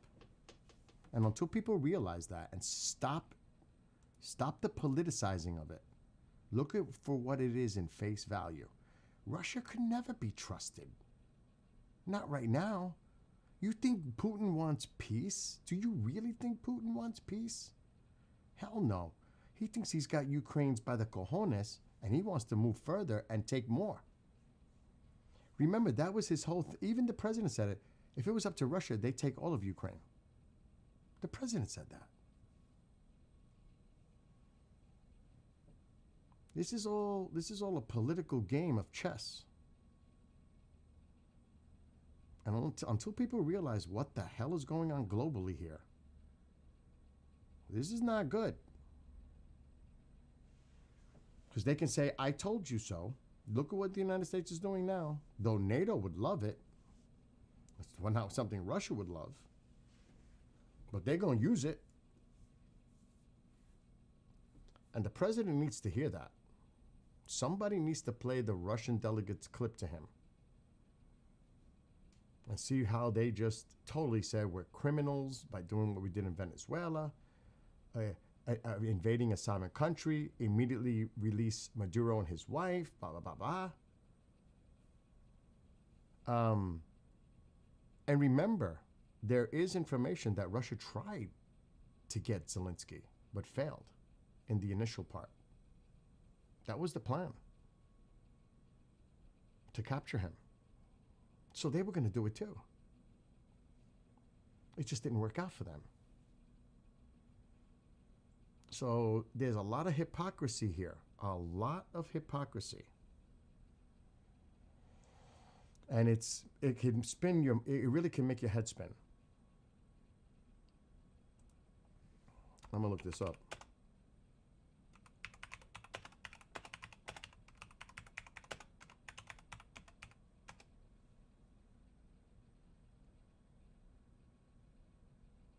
Well, there's been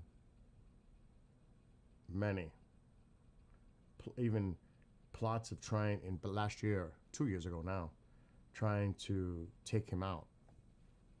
I'm on TikTok, I gotta be careful, to take out Zelensky.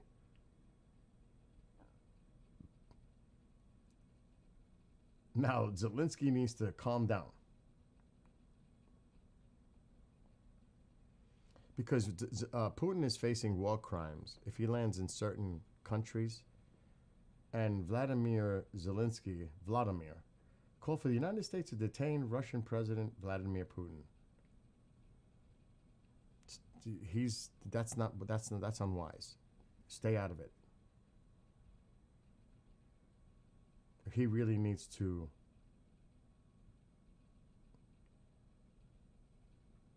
not get involved in this one. Be quiet on this.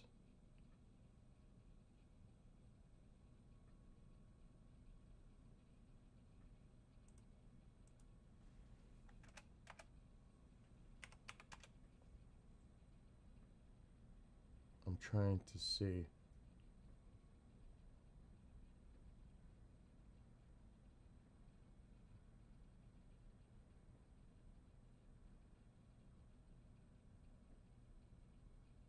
This is 5 days ago.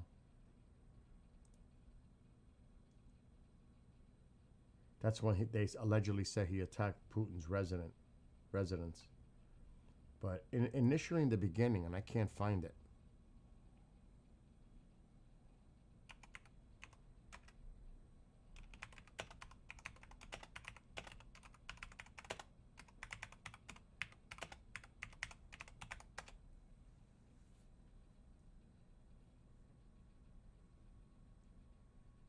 Yeah, see, this is, I can't find it.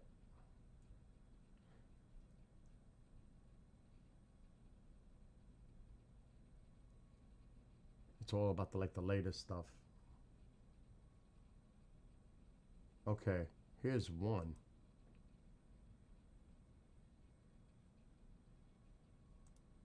It's hard to find it. And again, this is media stuff. Take it for what it's worth with the media. Just saying. Russian plot to kidnap and do that to Zelensky thwarted. Now that's coming from their end. How do we know that's true? Is that confirmed? Is that something that's credible? Don't know. Don't know.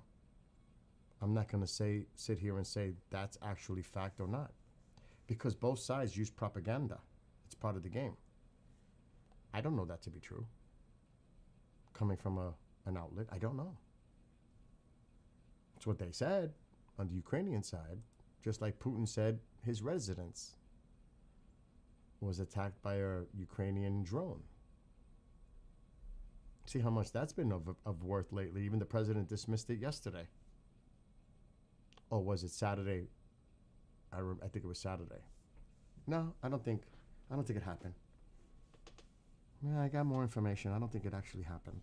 He said that. You predicted this would happen in Venezuela 2 months before it did. But anyone with common sense, Susie, would have seen this coming.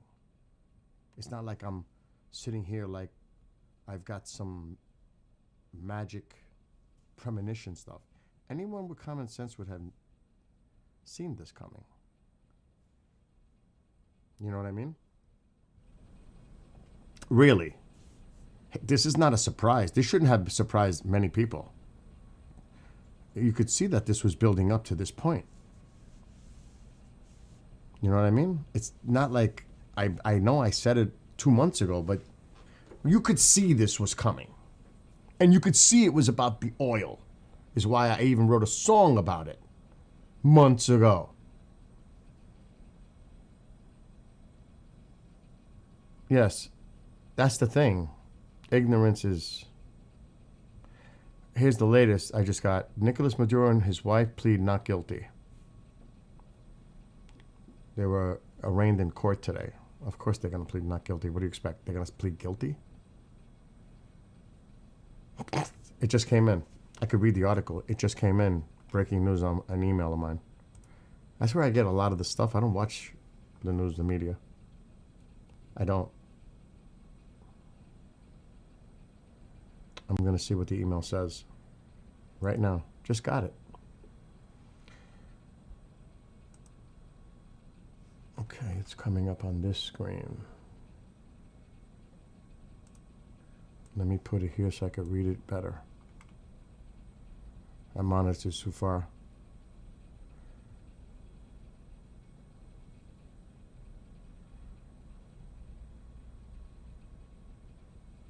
So this was 7 minutes ago. Maduro's lawyer, Barry Pollock, said he is not seeking release at this time on bail, but that he may later. And the judge said, when appropriate, you can make your bail application, because guess what? They cannot freeze his money, his assets. There's a certain law about that.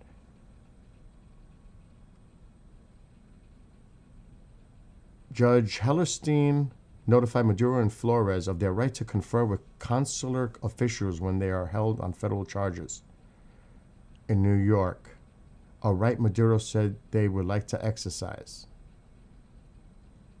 U.S. law requires foreign nationals to notify their country's nearest consulate. They both entered a not guilty plea. This is what his wife said, not guilty, completely innocent, she said in Spanish when asked by the judge.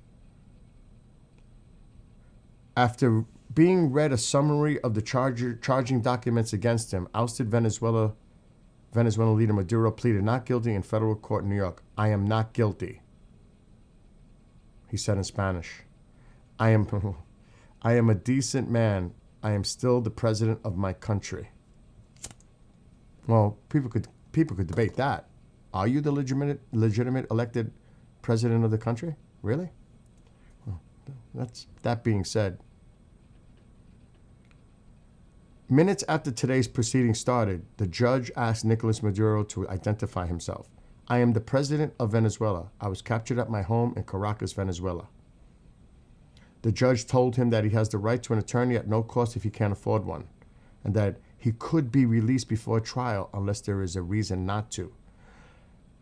And then Maduro said, I did not know of these rights, Your Honor.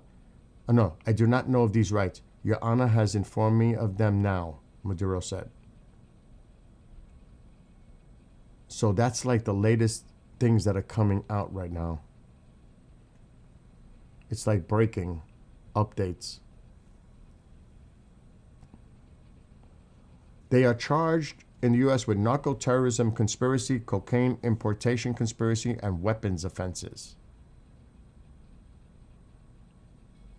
The president also stated that the U.S. is in charge of Venezuela and warned its interim leader to cooperate or pay a very big price. She said she invited the U.S. government to collaborate, but asserted Venezuela has the right to peace, development, and sovereignty, and a future. Trump has also said America will tap into Venezuela's vast oil resources. He has also issued new threats against Colombia, Mexico, Greenland, and predicted Cuba's regime will fall. Pretty much what I said. So that's like the latest generalized things that's going on with that. Also, there's other stuff going on.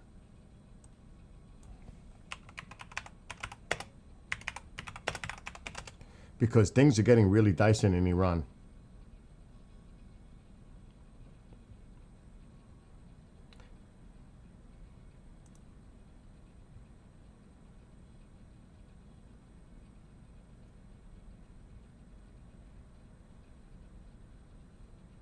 So the unalived has reached 15 in the protests.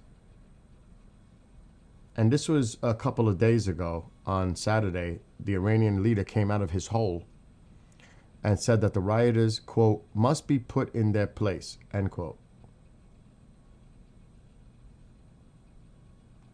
But there is a lot of stuff going on. And right now, it's almost 8:30 in Tehran, about 8:15. And the nighttime has been dicey in Iran. It is, I would advise, and I'm just saying, I watch him on the Tube of the U, 2CTV.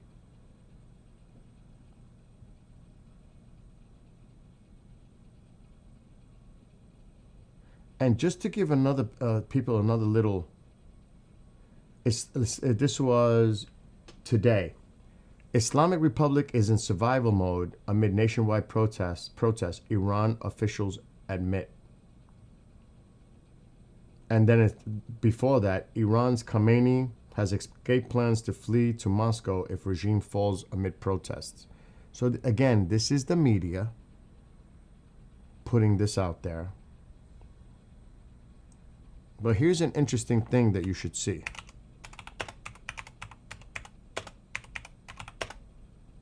Because this is also connected.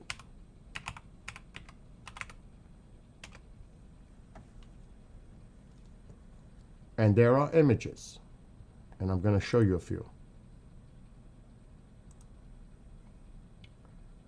And this is coming out of Reddit. And these are true. These are actual photos.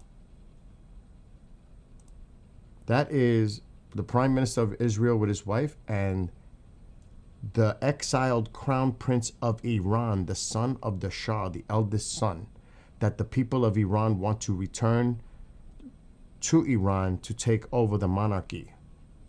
On the streets of Iran, they're chanting, "Death to the dictator and long live the king." He would be the king, and he is friends with Netanyahu of Israel. Be mindful of that. Establishing peace with Israel. Re-establishing relations with the United States. How does that affect the entire region?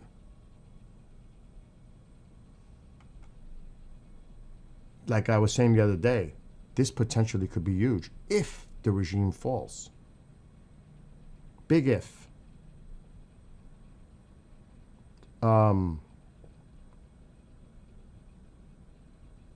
And there's quite a few images with them together.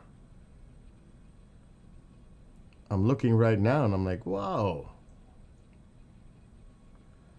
And he's meeting with him. They are like communicating behind the scenes.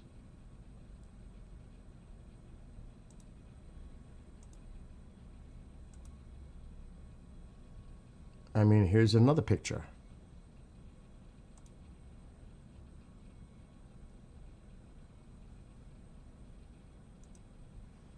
I mean, there is some interesting things going on right now. And they met in Saudi Arabia secretly. So the Saudis are involved. You see what's going on in Saudi Arabia right now with Yemen? There's a lot of things going on right now. There's a lot of things in flux. So there's a lot to pay attention to right now. I know the shiny object is on Venezuela right now, but don't pay attention to what else is going on around, because there's quite a bit.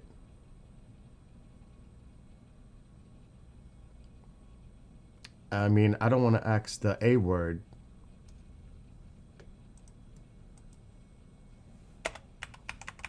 And there may be a lot of people turned off by this potential.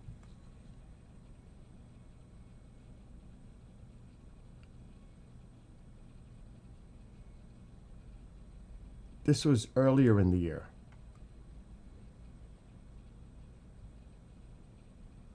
Look at this is from the Jerusalem Post in June.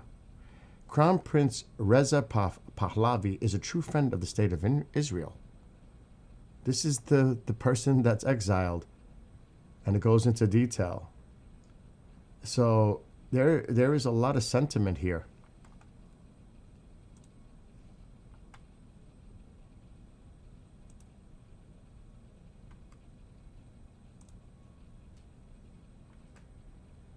Look, I mean, this is from 2 years ago. 2 years ago.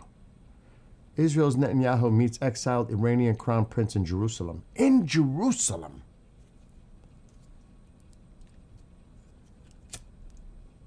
So there's an established relationship between the two. Now, what happens if he becomes the new leader of Iran with his friendship with Netanyahu? Now, I don't know if they would directly recognize the state of Israel, but there are ties between them. which cannot be a bad thing considering the current situation.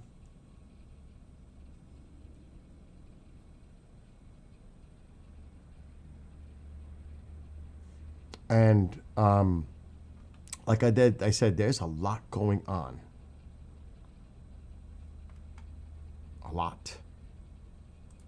There are pieces moving. People are making moves. Look what's going on in Syria. Like I said, look what's going on in Yemen. Don't forget what's going on in Lebanon, because Israel's not holding back. They're still doing their daily routines in Lebanon.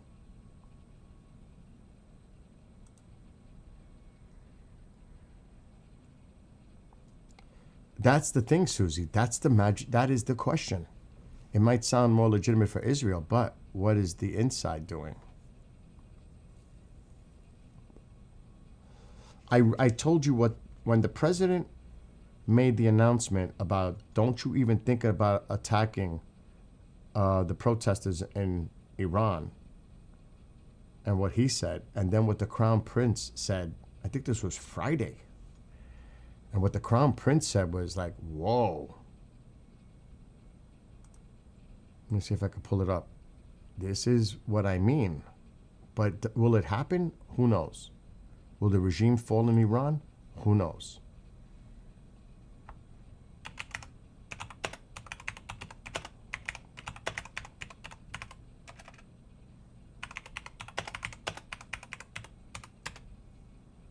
And this is, I'm going to see if I can pull up what he said. Right here. So this is what President Trump had said. And this was January 2nd. Yeah, Friday. If Iran shoots, this is the president's Truth Social post. If Iran shoots and violently kills peaceful protesters, which is their custom, the United States of America will come to their rescue. We are locked and loaded and ready to go. Thank you for your attention to this matter, President Donald J. Trump. That was Friday at 12:19 p.m. Shortly thereafter, the Crown Prince releases this and then puts a picture of back in the day when the Shah was the leader of Iran. And this is what he put. This is Friday. He shows an image of the flags, the Iranian flag with the lion, and U.S. flags flying together. Obviously, this is during the Shah's time in power. President Trump, thank you for your strong leadership and support of my compatriots. This warning you have issued to the criminal leaders of the Islamic Republic give my people greater strength and hope. Hope that at last, a president of the United States is standing firmly by their side. As they risk their lives to end the regime's 46-year reign of chaos and terror, they send me with a responsibility and a message to seek relationship Iran once had with America that brought peace and prosperity to the Middle East. I have the plan for stable transition for Iran and the sort of support of my people to get it done. With your leadership of the free world, we can have a legacy of lasting peace. Now, when he says lasting peace, it also has to do with Israel, obviously. How could it not? So there's a lot going on right now. And you know, just like Jim said earlier, there are intelligence embedded in countries doing what they need to do to get this ball maybe rolling? No? You know the Mossad is probably there. That's evident.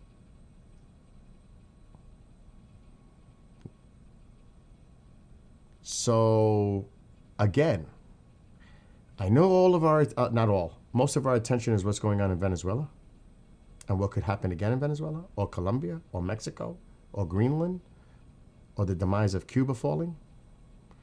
But don't forget what's going on over there. And people say, what's in it for us?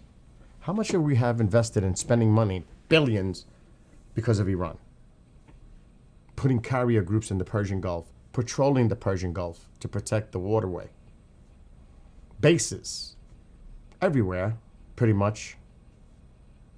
in friendly countries in the Middle East.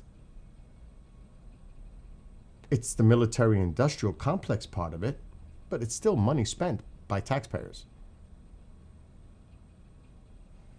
because of the threat of Iran.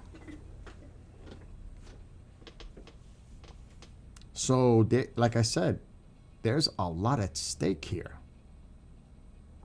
I can pull up another one. The United Arab Emirates pulled out of Yemen. You may not think that's a big deal, but it is. And that's why it opened the door for Saudi Arabia now to go into Yemen.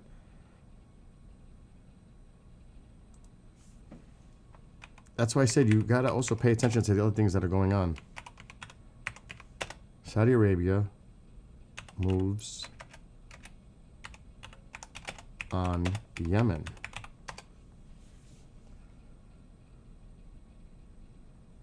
Two days ago. I'm just going to pull up anything. See, so Saudi Arabia and the UAE came together against the Houthis in Yemen. They now find themselves at opposite sides in the conflict, with the Saudis backing the internationally recognized government and the UAE supporting the secessionist southern force that took over swaths of the territory. But here's the catch.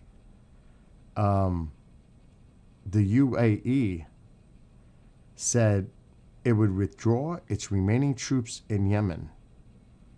And on Friday, the Southern Transitional Council that sees swaths of southern Yemen made its intention to secede clear, saying its plans to hold a referendum on independence in 2 years. The statement came as Saudi-backed forces fought to recapture areas of the separatists that they seized last month. The crisis is escalating by the day, but what are the Saudis and the UAE doing in Yemen in the first place? So there's a lot going on in Yemen right now with the Saudis. The UAE is out. Saudis cleaning up house in Yemen right now. That's going on. I wonder how the Houthis are feeling right now.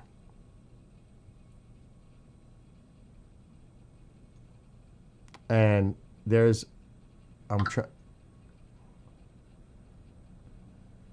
trying to go to, like, let me see if there's any latest news. Look, this is today. Today. Saudi-backed Yemeni forces retake oil-rich provinces from separatists. That is today.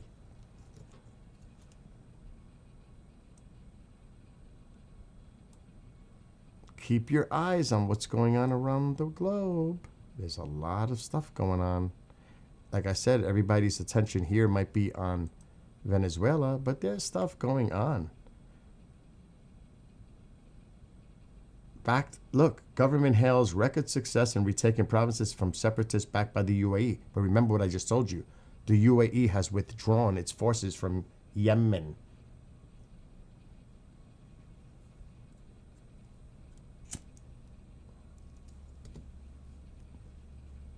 So there is stuff going on. It seems like people are making moves. Countries are making moves. They're seeing the shift.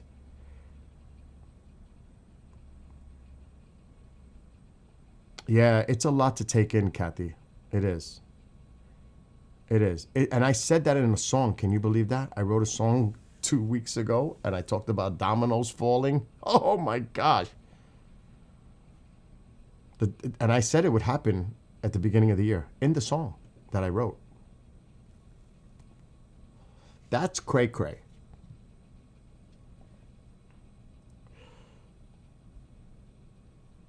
But it's not necessarily the perfect thing I wrote in the song, but I can put the lyrics, and I wrote it And I am writing a song for the Iranian people, but I'm still working on it. And I actually have it translated to Persian.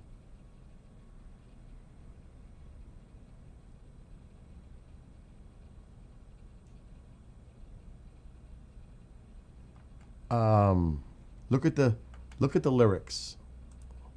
And I did say dominoes. Look. As one year ends, another begins. Goals reshape global conditions. Propaganda whirls in the wind. There's always propaganda. Fragile peace stands loosely. Conflicts on the brink of war. Leaders watch and listen. Silence as they watch defines their inner core because they sit silently without speaking out about what the hell is going on.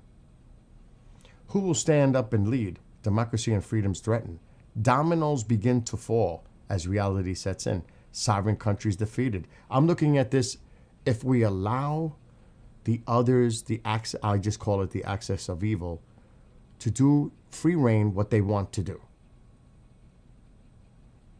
This is looking at Russia, China, Iran, North Korea, etc.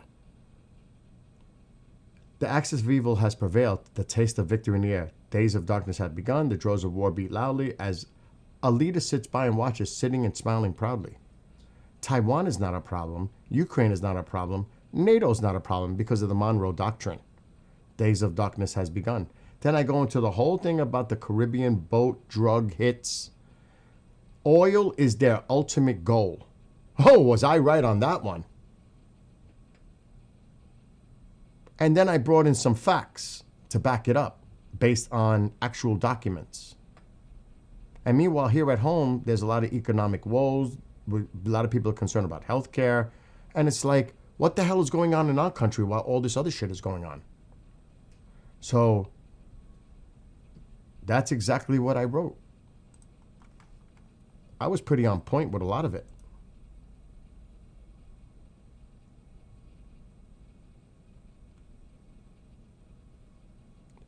And like I said, am I a fortune teller? Absolutely not. It's based on research. Facts matter. Documents matter. Not opinion, not speculation, not partisan political opinions. Facts matter. And as an independent, I look at everything.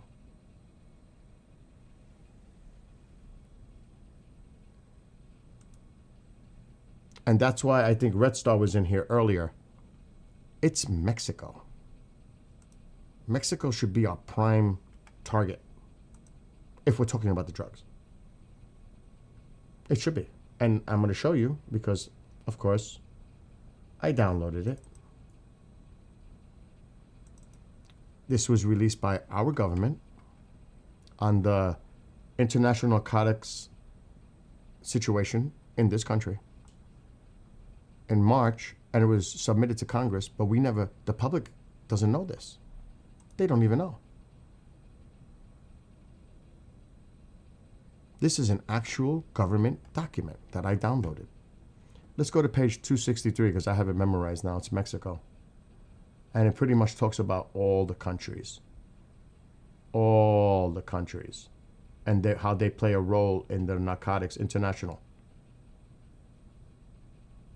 But look at what it says for Mexico. And remember what the vice president said. Well, when asked about fentanyl. Oh, well, cocaine is really bad too. But wait a minute, you said it was about fentanyl. Mexico is the principal source and transit country for illicit drugs trafficked to the United States, including fentanyl, methamphetamine, cocaine, heroin, and marijuana. Mexican suppliers are responsible for production of most fentanyl, heroin, and methamphetamine destined for the United States.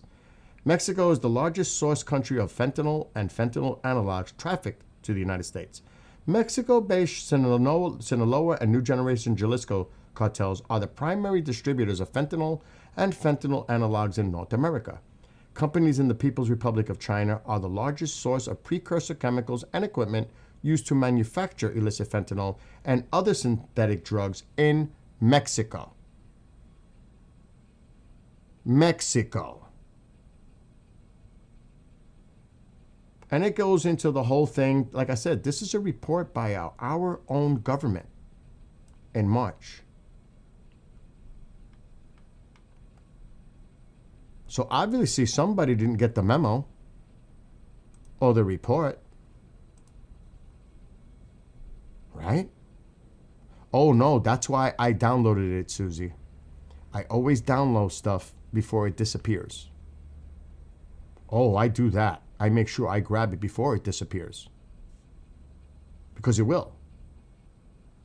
Just like something else that I got, and I'm not going to get into that because that's a whole different tangent.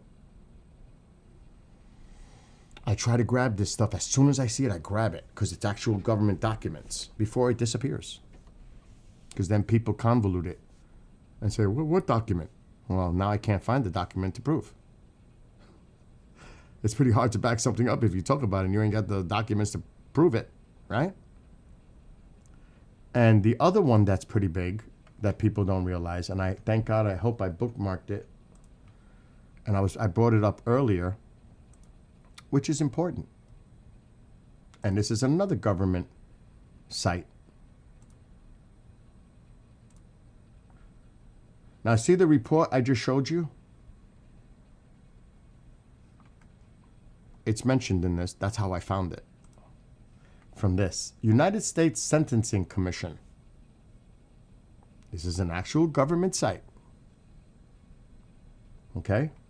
USSC.gov. USSC.gov. This is coming directly from the United States government.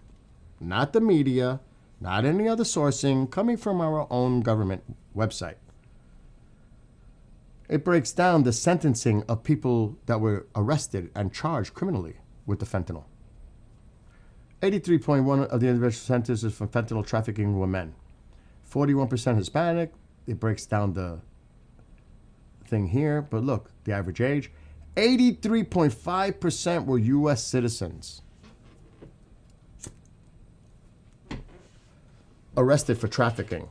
83.5% were U.S. citizens. And then it breaks down their sentences, where the top 5 districts for fentanyl trafficking offenses were: Arizona, California, Oregon, Texas, New York. Western New York, which means it's coming through Canada. That's what that means. So Canada has a role in this too, because they're trying to get it through that border and come down. And those are how the people arrested.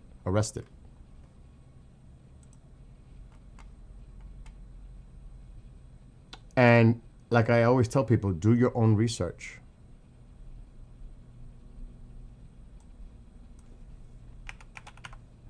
Despite what you might see in the media,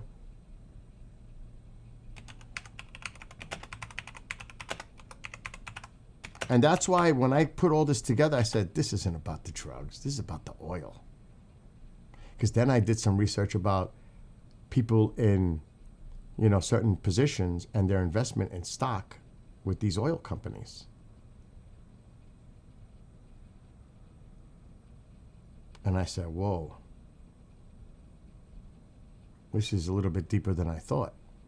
Because there's like a trail. If you follow and do the research, you're like, whoa.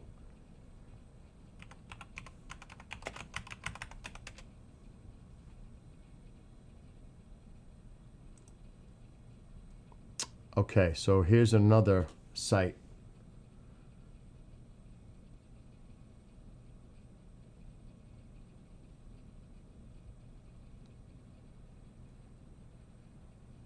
It's just cray. I'm trying to read the stats. Okay, right here, because I'm looking at the charts. Where is fentanyl smuggled into the United States? The vast majority of fentanyl is smuggled into the United States at ports of entry. Similar to other drugs, less common means include the other percentage is cross-border tunnels, drones, catapults, and on foot. The vast majority is points of entry. That's how they do trucks and vehicles and persons, points of entry. This is where the focus should be. Better detection equipment. Just got to do better. We have to do better at the points of entry. We just have to. Look at this. Just 8% of the fentanyl seizures occurred at any other location. The majority of the Border Patrol seizures were vehicle stops, not migrant apprehensions on foot. Who is smuggling it? The majority of fentanyl is smuggled by people who can enter the United States legally. These individuals can evade detection by posing as normal travelers entering or re-entering the United States. As a result, transnational criminal organizations tend to recruit U.S. citizens who receive the least scrutiny.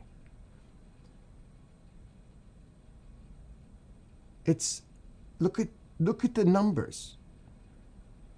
Compared to a Mexican national or even other, the vast majority are American citizens.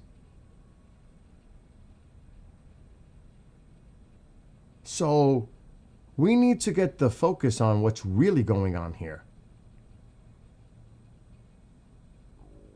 Entry, fentanyl, smuggling points of entry. I mean, look at this. Passenger vehicle, body carrier, commercial traffic. Look at how much is coming through vehicles. Oh my gosh. So again, doing the proper research and getting the proper information is important. It's not coming through boats. The vast majority is coming through the points of entry. Legal points of entry smuggled by U.S. citizens that are working with the cartels in Mexico. Because it's a criminal organized thing that's going on. If you just think about watching an old Godfather movie and when he's like, I don't want to get into that business of the drugs. I don't want, because it was all about gambling, all that. I don't want to get in, drugs is a organized crime industry from people here.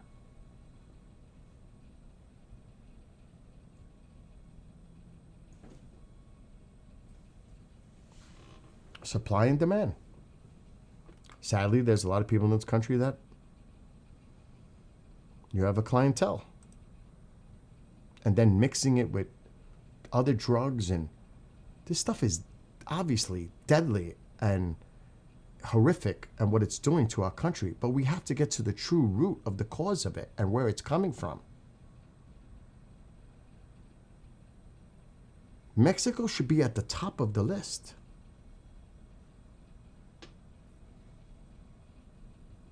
No? I would think so. Then it would make more sense to me. Because it sure is convoluted and confusing to me.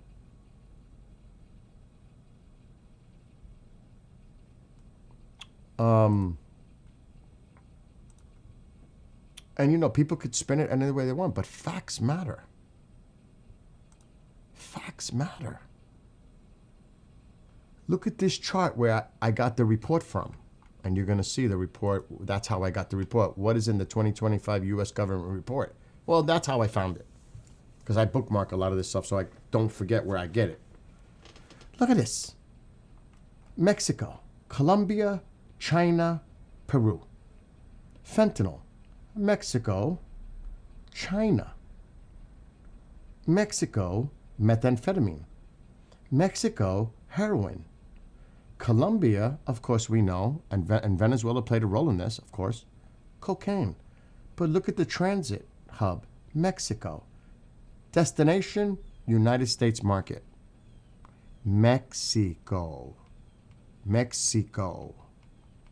They're the main ones, Mexico. We got to get to that. That would be my objective. Go after them. Mexico, top of the list. Top of the list. It's all of them. Fentanyl, methamphetamine, cocaine, heroin, all of it. Mexico. And yeah, you can never fully stop it, but you could sure put a major dent in it. And that doesn't even count human trafficking or the undocumented illegals trying to get into our country.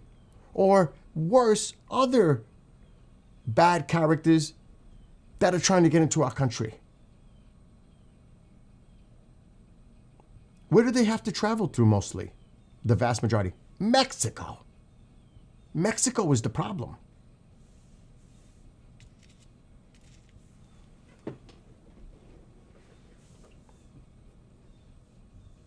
Yes, Susie, that's the problem. So if we're going to get the real true statistics here, we need to do more. And I mean equipment, the latest equipment for detection of drugs.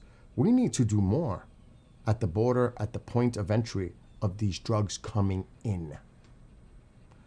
We need to do better there. We just have to, because it's obvious where it's coming in. Not through tunnels. Of course, there's a small percentage coming through the tunnels or other means, but the vast majority is coming through points of freaking entry on tractor trailers and vehicles by U.S. citizens. Because they've worked out a deal with these cartels. At least, a U.S. citizen, less suspicious, but, And who knows? People talk about corruption. And I'm just speculating. Don't you think corruption exists everywhere? Right? Hopefully, the people that are on that border are not getting their pockets lined up either. That are supposed to do their job at the border.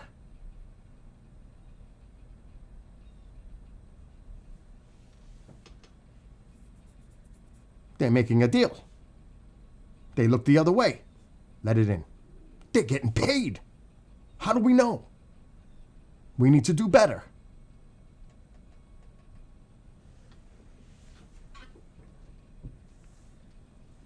And that undermines the people that are doing their job as patriots to defend our country.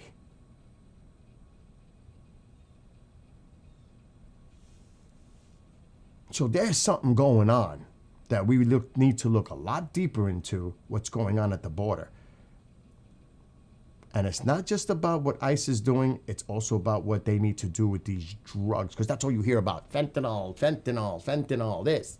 Well, do something about it. You know where the point of entry, what's going on. You got the reports, but we don't see or hear about it. Because the focus is on something else. They're putting all the resources on something else. The resources need to be done there. We need to help our border agents prevent the drugs from coming in. Not just undocumented, but the drugs. Put the same energy into that. You talk about it so much. You know where it's coming. You know how it's coming.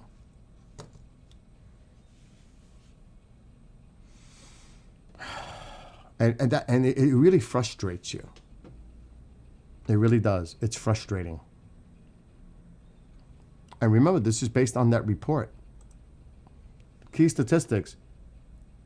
Fentanyl from Mexico, 100% using Chinese precursors. Cocaine from Colombia, 90 to 98% enters via Mexico.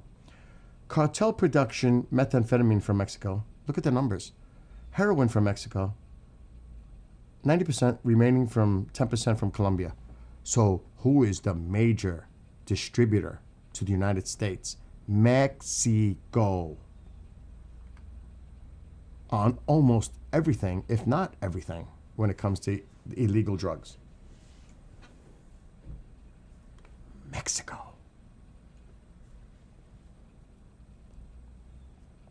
You know what I heard, Susie, what you just wrote? When a U.S. citizen truck driver crosses the border, they just flag them through.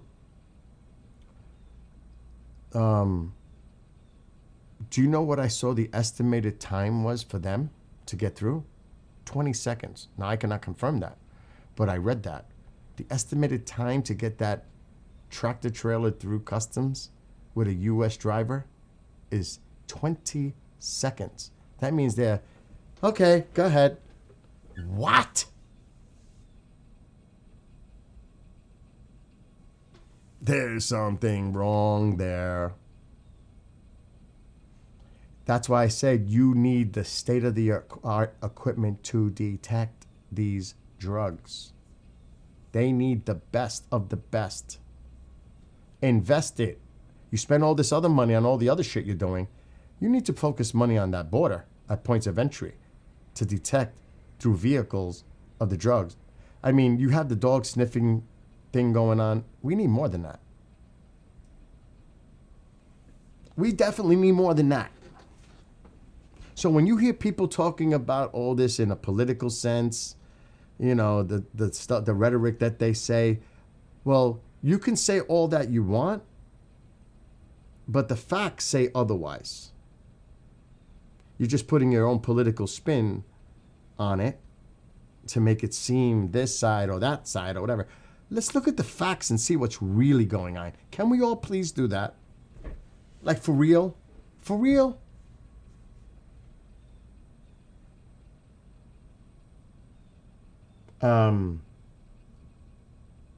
Yes, the witch moon brings, there's been a lot of missing people close to us. What did Lorraine say here now? I think he's, oh, that must have been an old comment she put in now.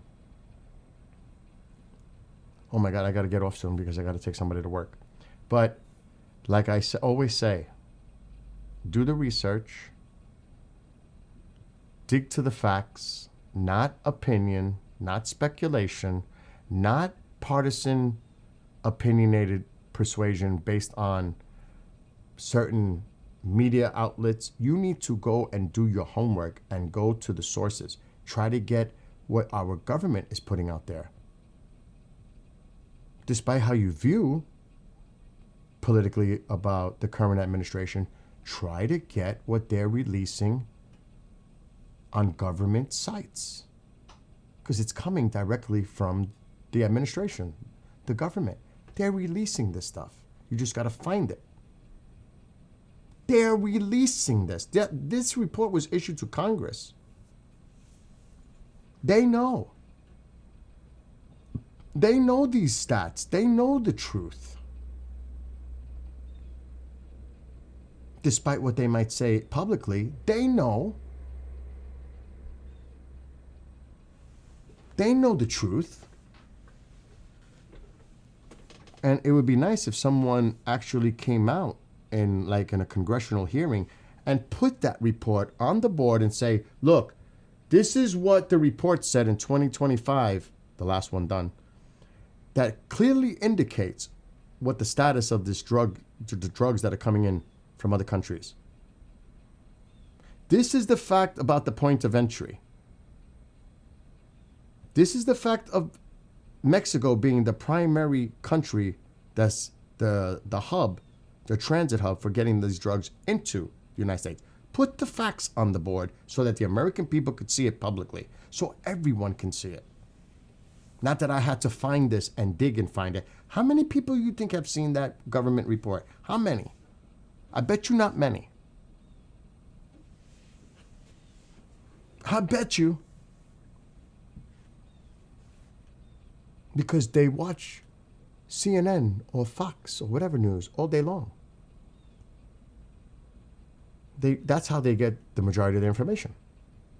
Because they want to hear what they want to hear. It's important to be objective. Be objective. Do the homework. Do the research. Just don't take somebody's word for it. Do the research.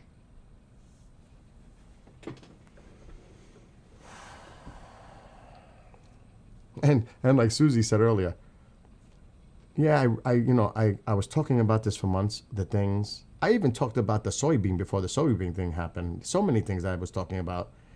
And it's not like I'm, like I said, a fortune teller. You know what's coming. Anybody that's looking at this from a rational point of view can obviously see what's coming. It's so obvious. I know, I mentioned it long before Thanksgiving. I said I was. So Susie says, he mentioned this long before Thanksgiving. He told us it was going to happen. But you know what the funny thing is? When I'm talking about it back then, you know how many people tuned out? Because they didn't want to hear it. They didn't want to hear it. They tuned out because it's not part of their political, opinionated background kind of deal. They tuned out.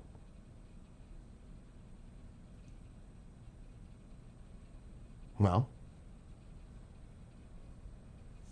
that says it all. Oh yeah, they stayed on today. Some of them. They stayed on and stuck around today. And I'm not here to upset anyone. That's not my objective, to piss off a Democrat or a Republican or anyone else. I'm just trying to put it out there so people can look at it objectively. Don't take what I say or anyone says. Do your own homework. It's almost like that saying, what's that saying? The verify one?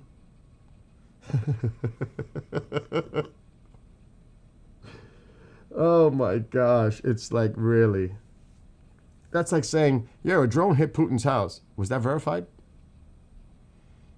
Do we have the data to indicate, because we know we have the satellites and all kinds of observations to see that if that actually occurred?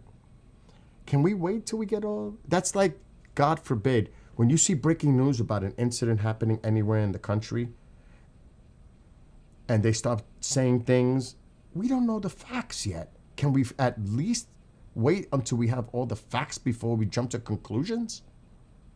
Can we get the facts first? No?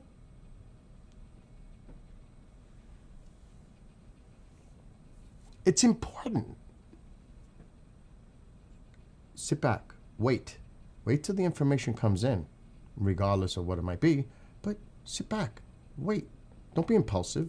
Wait until we get more information, more facts. Fill in the puzzle pieces here before speculating that it's this or that or this. Because that's how the conspiracies start. It's based on, oh, this was what happened. And that's how it all spins. No, that was last week, Dylan. Allegedly, Putin had told the president in a phone call after he met with Zelensky the day before, because he was meeting with Netanyahu that day, that a Ukrainian drone hit nearby his residence, Putin's residence. And the president said, if this is true, I'm very, very, well, I don't know if he said if this is true. I'm very, very angry if this is the case, the true. And then, I think it was yesterday before, he says, it didn't happen. More information came in. It didn't happen. Something may have happened in the distance, but it didn't happen at Putin's residence. He said that yesterday. I think it was yesterday or the day before. He backed off that because he got the information, the data, the intelligence to say otherwise. They must have gave him a briefing and say, Mr. President, this is what actually happened, and there's no evidence what Putin is claiming occurred.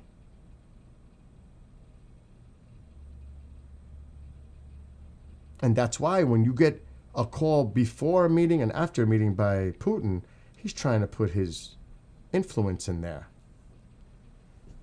And you know why Putin did it, because he wanted to undermine the peace negotiations going on between the president and Zelensky. And it worked. No?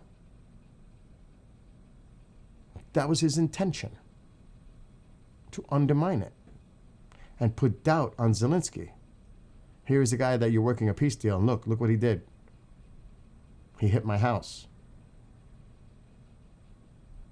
That's to make Trump think now, Zelensky, bad boy, I'm very angry with you.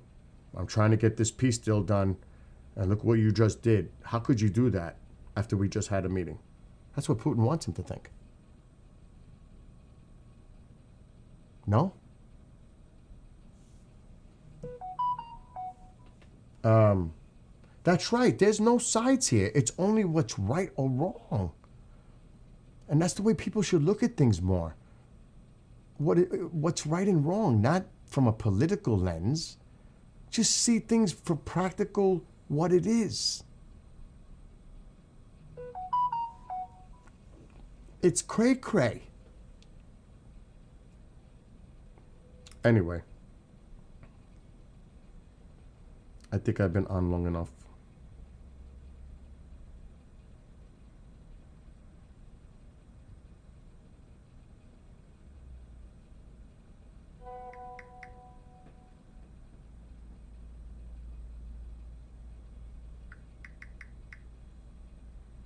I'm getting messages.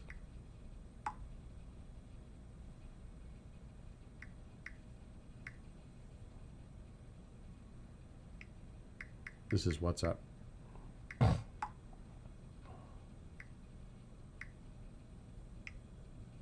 Some people are watching and paying attention too.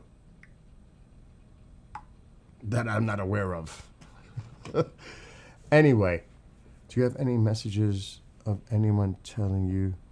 No, Susie. No, no, of course not. No one gets muted here. Everybody has the right to speak their minds no matter what. We don't play that game here. Now, I might get a little aggravated personally if something. I might get more passionate and you might hear my voice rise, but I'm not going to censor or prevent anyone from speaking their opinions, which is their right to do so, as long as it's respectful. Absolutely not. We're not muting anyone. Like Jim and I, he said, Bill, I hope you're not mad at me because, no. That's what it's about. People being able to put out their opinions, regardless if you agree or disagree. Right? That's the way it should be, right? Yeah, everybody has been respectful on TikTok. And over there too, everywhere today. Everybody's been.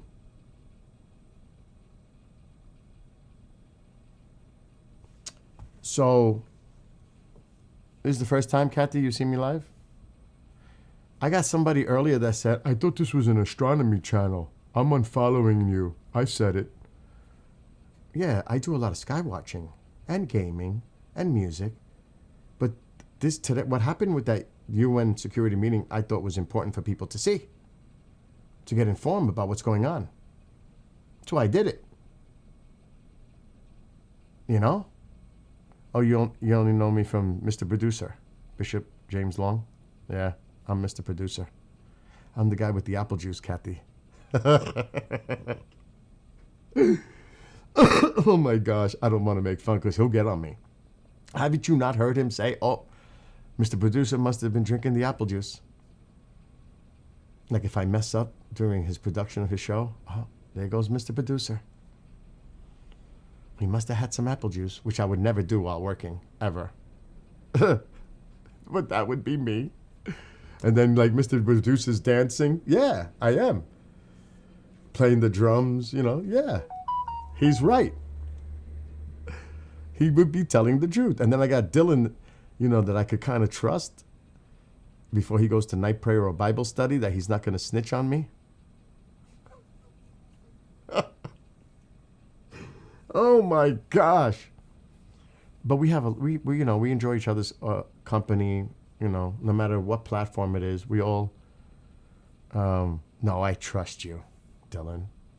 Believe me, if you did, the bishop would tell me. Maybe. I don't know if he'd give up his sources. He's mad cool people. And I feel for him when the trolls go after him, boy. But, I would just ignore them. Don't even give them don't even address them. Yesterday was bad. Just ignore them and let your mods handle it. Because that's what they want. They want to push his buttons. Yeah, he gives them attention. And he really shouldn't, because that's what they want. That's just my own opinion. That's exactly what they want. And throw him off and get him all agitated and excited and, get his mind off the focus of what he's going to discuss on a show. So, anyway, I got to get off. I got to take somebody to work. Love to everyone. Hopefully, peace on earth, peace on earth. And I always pray, regardless, I always pray for our president, who is the leader of our country.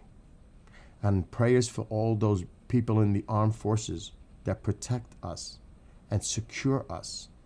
And that goes along with all the people out there, law enforcement, first responders, the truck drivers that help to the supply for all of us in this country. I mean, the list goes on and on and on.